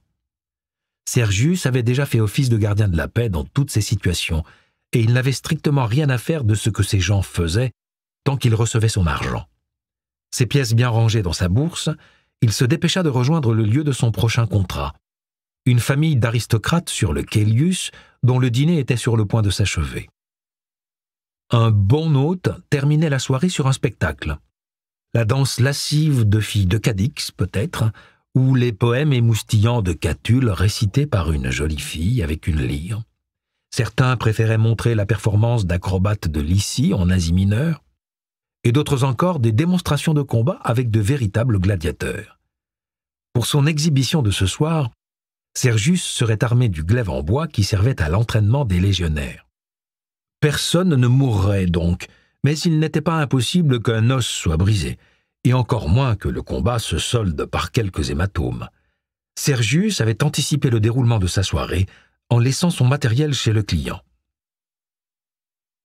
Même si Alypius détestait au plus haut point ces spectacles, un jour il tomba sur un groupe d'amis et d'étudiants qui, comme lui, revenaient d'un dîner.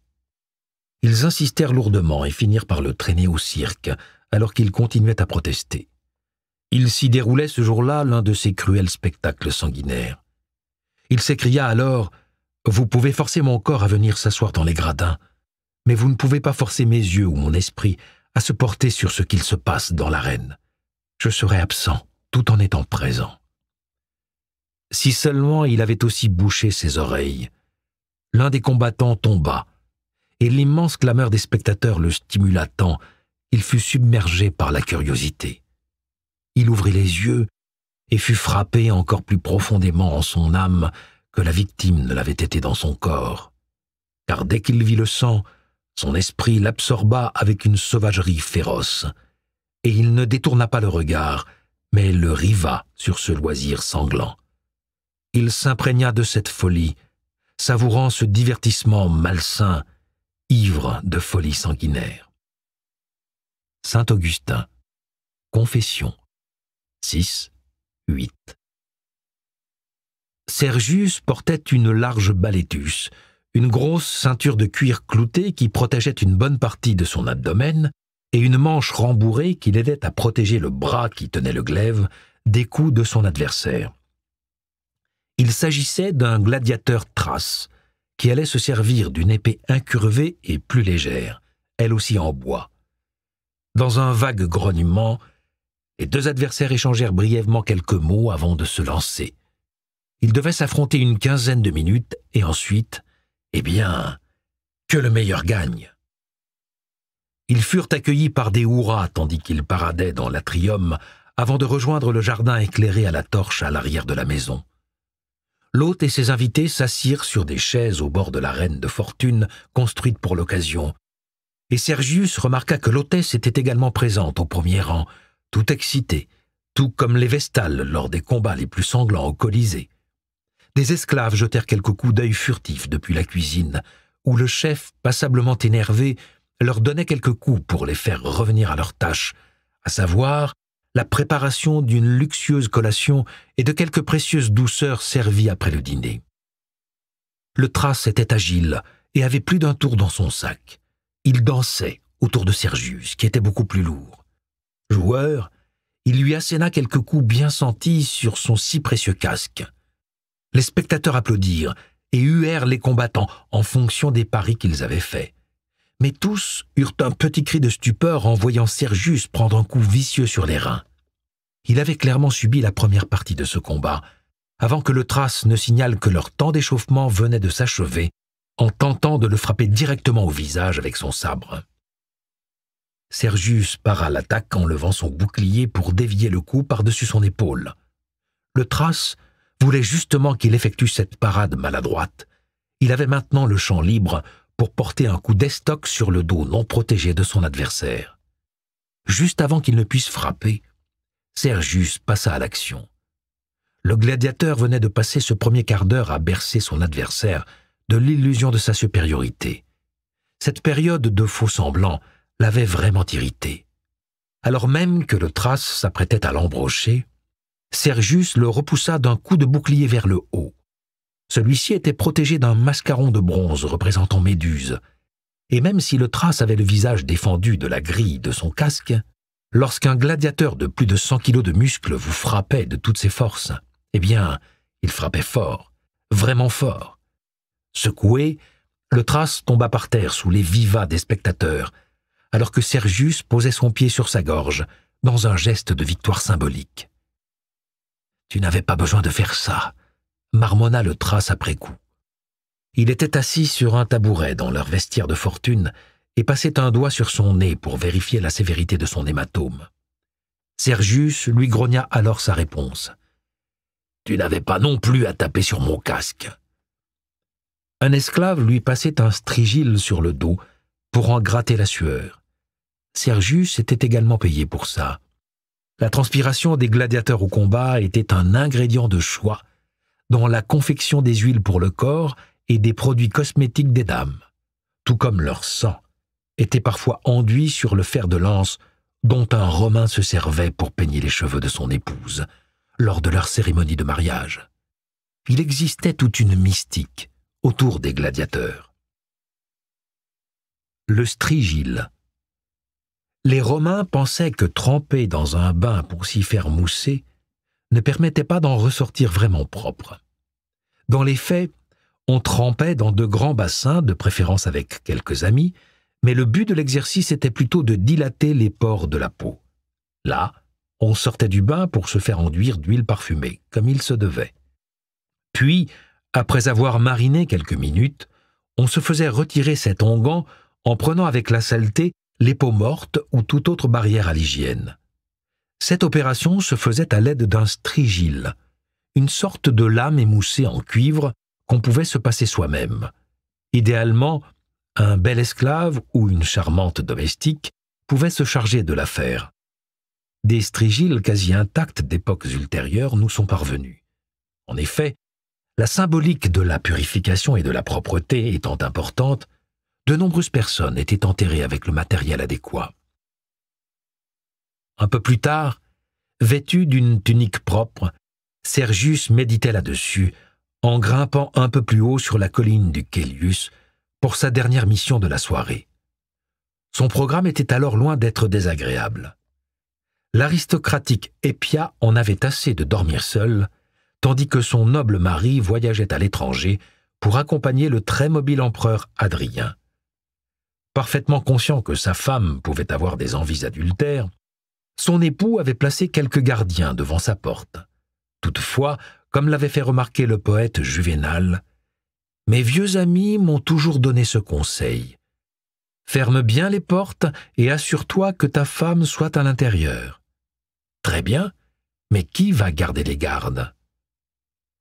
Sergius serait payé une somme rondelette pour passer la nuit avec cette dame. Il se demandait ce qu'elle voyait en lui pour qu'elle se laisse appeler viande à gladiateur. Son visage était difforme et portait les traces de ses combats, comme cette cicatrice laissée par son casque sur son front. L'un de ses yeux coulait en permanence depuis une vieille blessure, et une plaie purulente lui ornait le bras. Mais bon, comme le soulignait aussi Juvénal, c'est un gladiateur. Elle le préfère à ses enfants et à sa famille. Ces femmes n'aiment qu'une chose, leur glaive. En ville, personne ne surpasse Hermès lors des jeux. Hermès connaît toutes les armes. Hermès est un gladiateur, le maître de tous. Hermès terrorise et émerveille son école. Hermès est l'objet de soins et de toutes les angoisses des actrices. Hermès a la lance fière et guerrière. Hermès est menaçant avec le trident de Neptune. Hermès le terrible, le visage dissimulé derrière son casque. Hermès incarne la gloire de Mars. Il a tout pour lui seul et vaut bien 3 hommes. Martial, Épigramme 5, 24.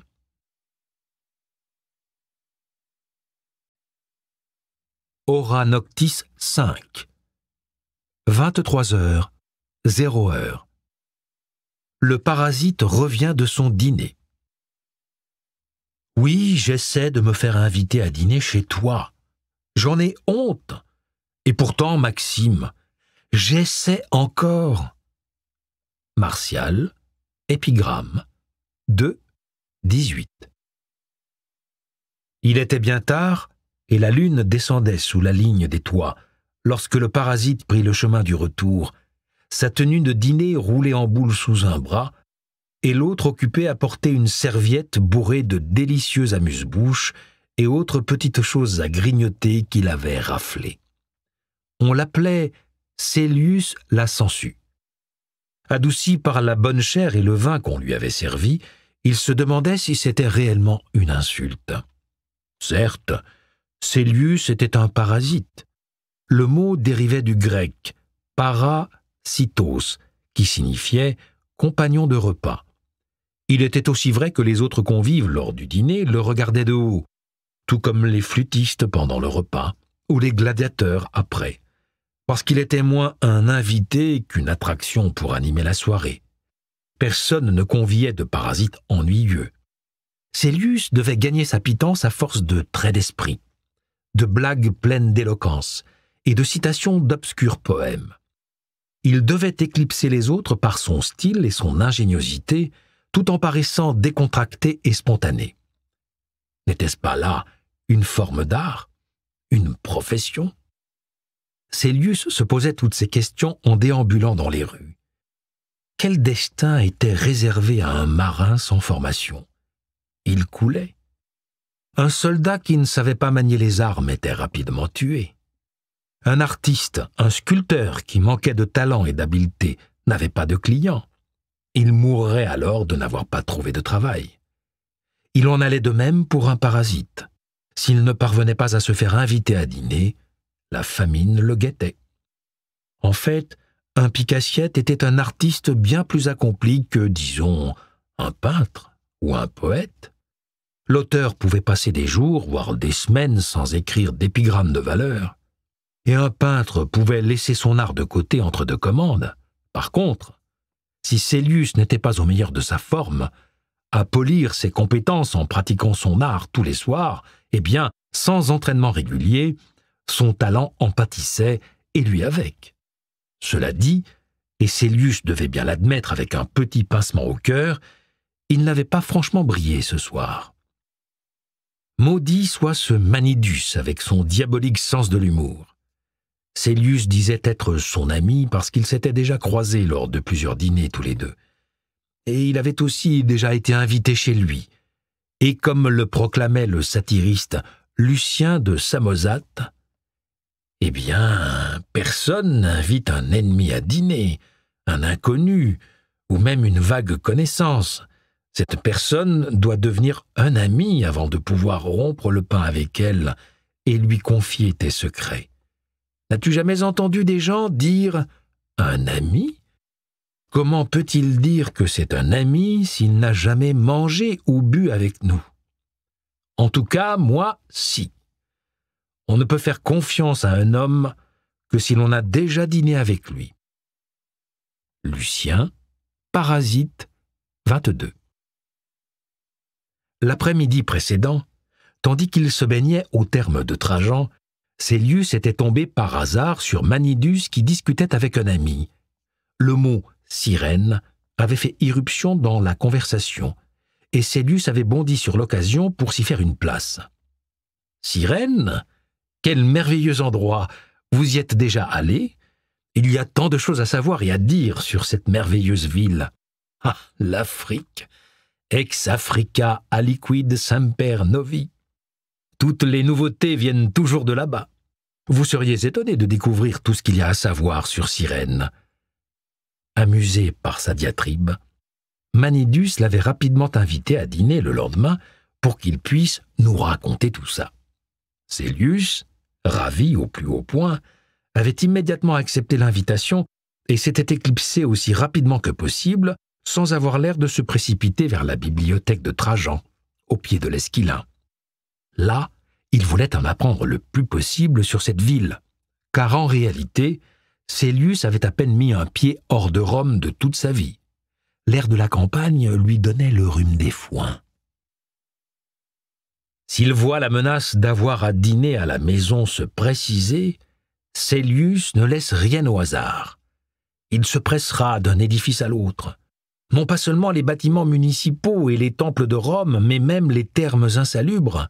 Dans son désespoir, il se baigne 3 fois au bain public. Toujours bredouille, il se presse de retourner là où il a commencé son périple, au portique d'Europe. Peut-être y rencontrera-t-il une connaissance encore de sortie.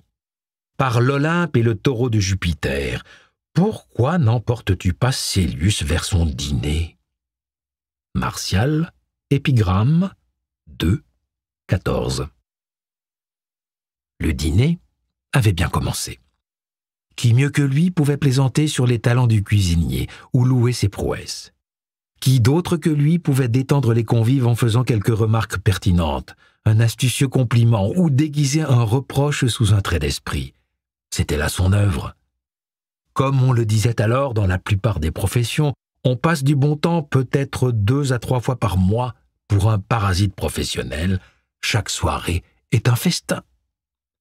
Tout avait dégénéré à l'arrivée des gâteaux, lorsque Manidius avait replié sa serviette et lui avait innocemment demandé de parler de Cyrène. Célius avait alors immédiatement mis à profit ses connaissances récemment acquises. Il s'était lancé dans son discours. Pour ce périlleux voyage, j'embarquai sur un navire à Ostie. Et là, le marchand syrien qui arborait une barbe, installé sur le meilleur divan, avait eu l'air intéressé et l'avait interrompu. « Ah oui? Sur quel bateau? La plupart des liaisons maritimes pour Cyrène passent par Puétolie. Si quelqu'un a lancé une ligne depuis Ostie, j'aimerais le connaître. » À partir de ce moment, tout avait dégénéré. Il avait rapidement semblé évident que le négociant en épices connaissait Cyrène, et tout l'est du bassin méditerranéen à peu près aussi bien que Célius connaissait ses propres latrines. Il se tortillait encore en repensant au visage de Manidius lorsqu'il se tamponnait les lèvres de sa serviette pour cacher son sourire, alors que le marchand corrigeait gentiment chacune de ses déclarations. « Des troupeaux d'ibis qui partaient vers le couchant. Vous voulez dire une volée ou une nuée peut-être ? Parce que vous voyez, on parle de troupeaux pour les animaux domestiques d'une exploitation agricole, mais de volée ou de nuée pour les oiseaux, comme les ibis. Votre plat était assaisonné de silphium. Quelle chance qu'ils en aient retrouvé. Cette plante avait complètement disparu. Tout le monde pensait qu'il n'en pousserait plus jamais depuis une centaine d'années. Et vous avez pu la déguster dans la taverne de Tingitus, près du port? Quelle excellente nouvelle! On m'avait dit qu'elle avait brûlé lors d'un incendie il y a quelques années. Je suis ravi de savoir qu'ils ont pu la reconstruire. Il paraissait alors clair que le négociant en épices l'avait identifié comme un imposteur.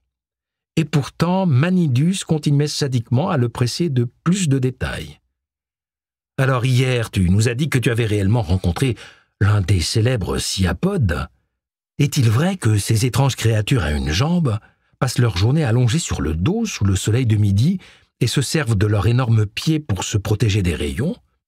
Oh zut, on dirait que mon ami ici présent est pris d'une canne de tout.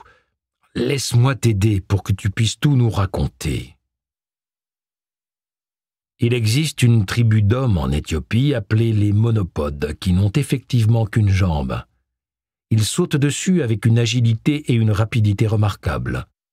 On les appelle aussi les sciapodes, soit littéralement l'ombre du pied, parce que lors des journées les plus chaudes, ils s'allongent sur le dos, par terre, et s'abritent du soleil avec leurs pieds. Pline l'Ancien, Histoire naturelle, 7, 2, 16.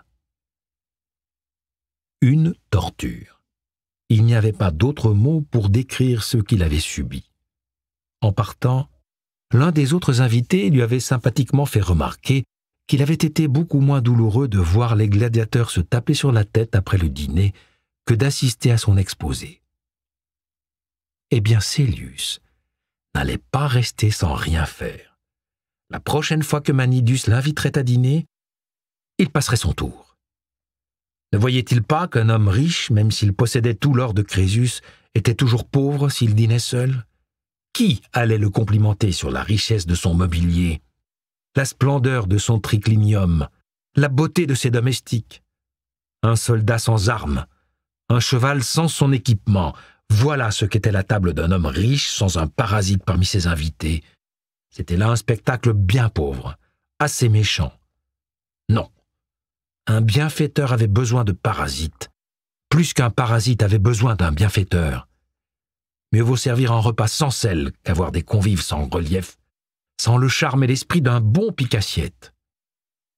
L'écumeur de table, lorsqu'il n'a pas à subir un interrogatoire sur les spécificités de la ville de Cyrène, était un être joyeux et insouciant.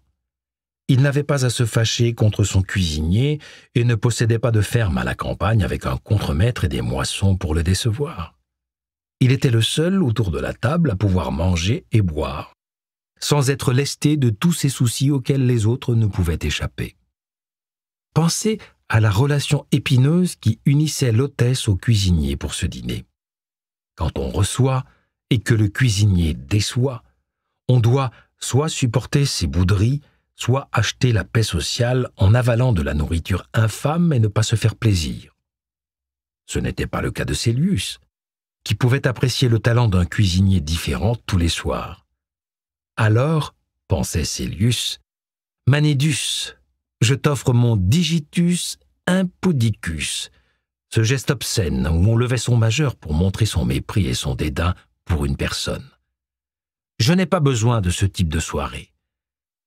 Alors que Célius partait, la femme de Manidius marmonna à son époux sans essayer de cacher son intention. « C'était un désastre. La prochaine fois, invite un philosophe. » Tu sors dîner à contre-cœur, ou tout du moins, c'est ce que tu dis, Classicus, et qu'on me pende si tu ne mens pas. Même Apicius, le plus grand chef cuisinier de Rome, était content de sortir dîner, et il était bien triste de rester manger seul chez lui. Alors, si tu y vas contre ta volonté, Classicus, pourquoi sortir tout court? Tu diras, je suis obligé d'y aller. Mais bien sûr, Célius aussi d'ailleurs. Là, Mélior t'a invité à un somptueux banquet. Et où sont tes grandes récriminations? Dis à ton estomac d'obéir à ta bouche, et refuse de t'y rendre. Martial, Épigramme, 2, 69. Bien sûr, se disait Célius, tout rentrerait dans l'ordre. Qui voudrait-on à sa table? Quelqu'un qui travaille dur pour être le cœur palpitant d'une soirée? Ou un homme sans la moindre aptitude, au sourire qui reste planté là, dans son manteau usé jusqu'à la trame, et les yeux rivés au sol comme s'il assistait à des funérailles et non à une fête? Le dragon hautain qui lui servait d'épouse pensait peut-être inviter un épicurien.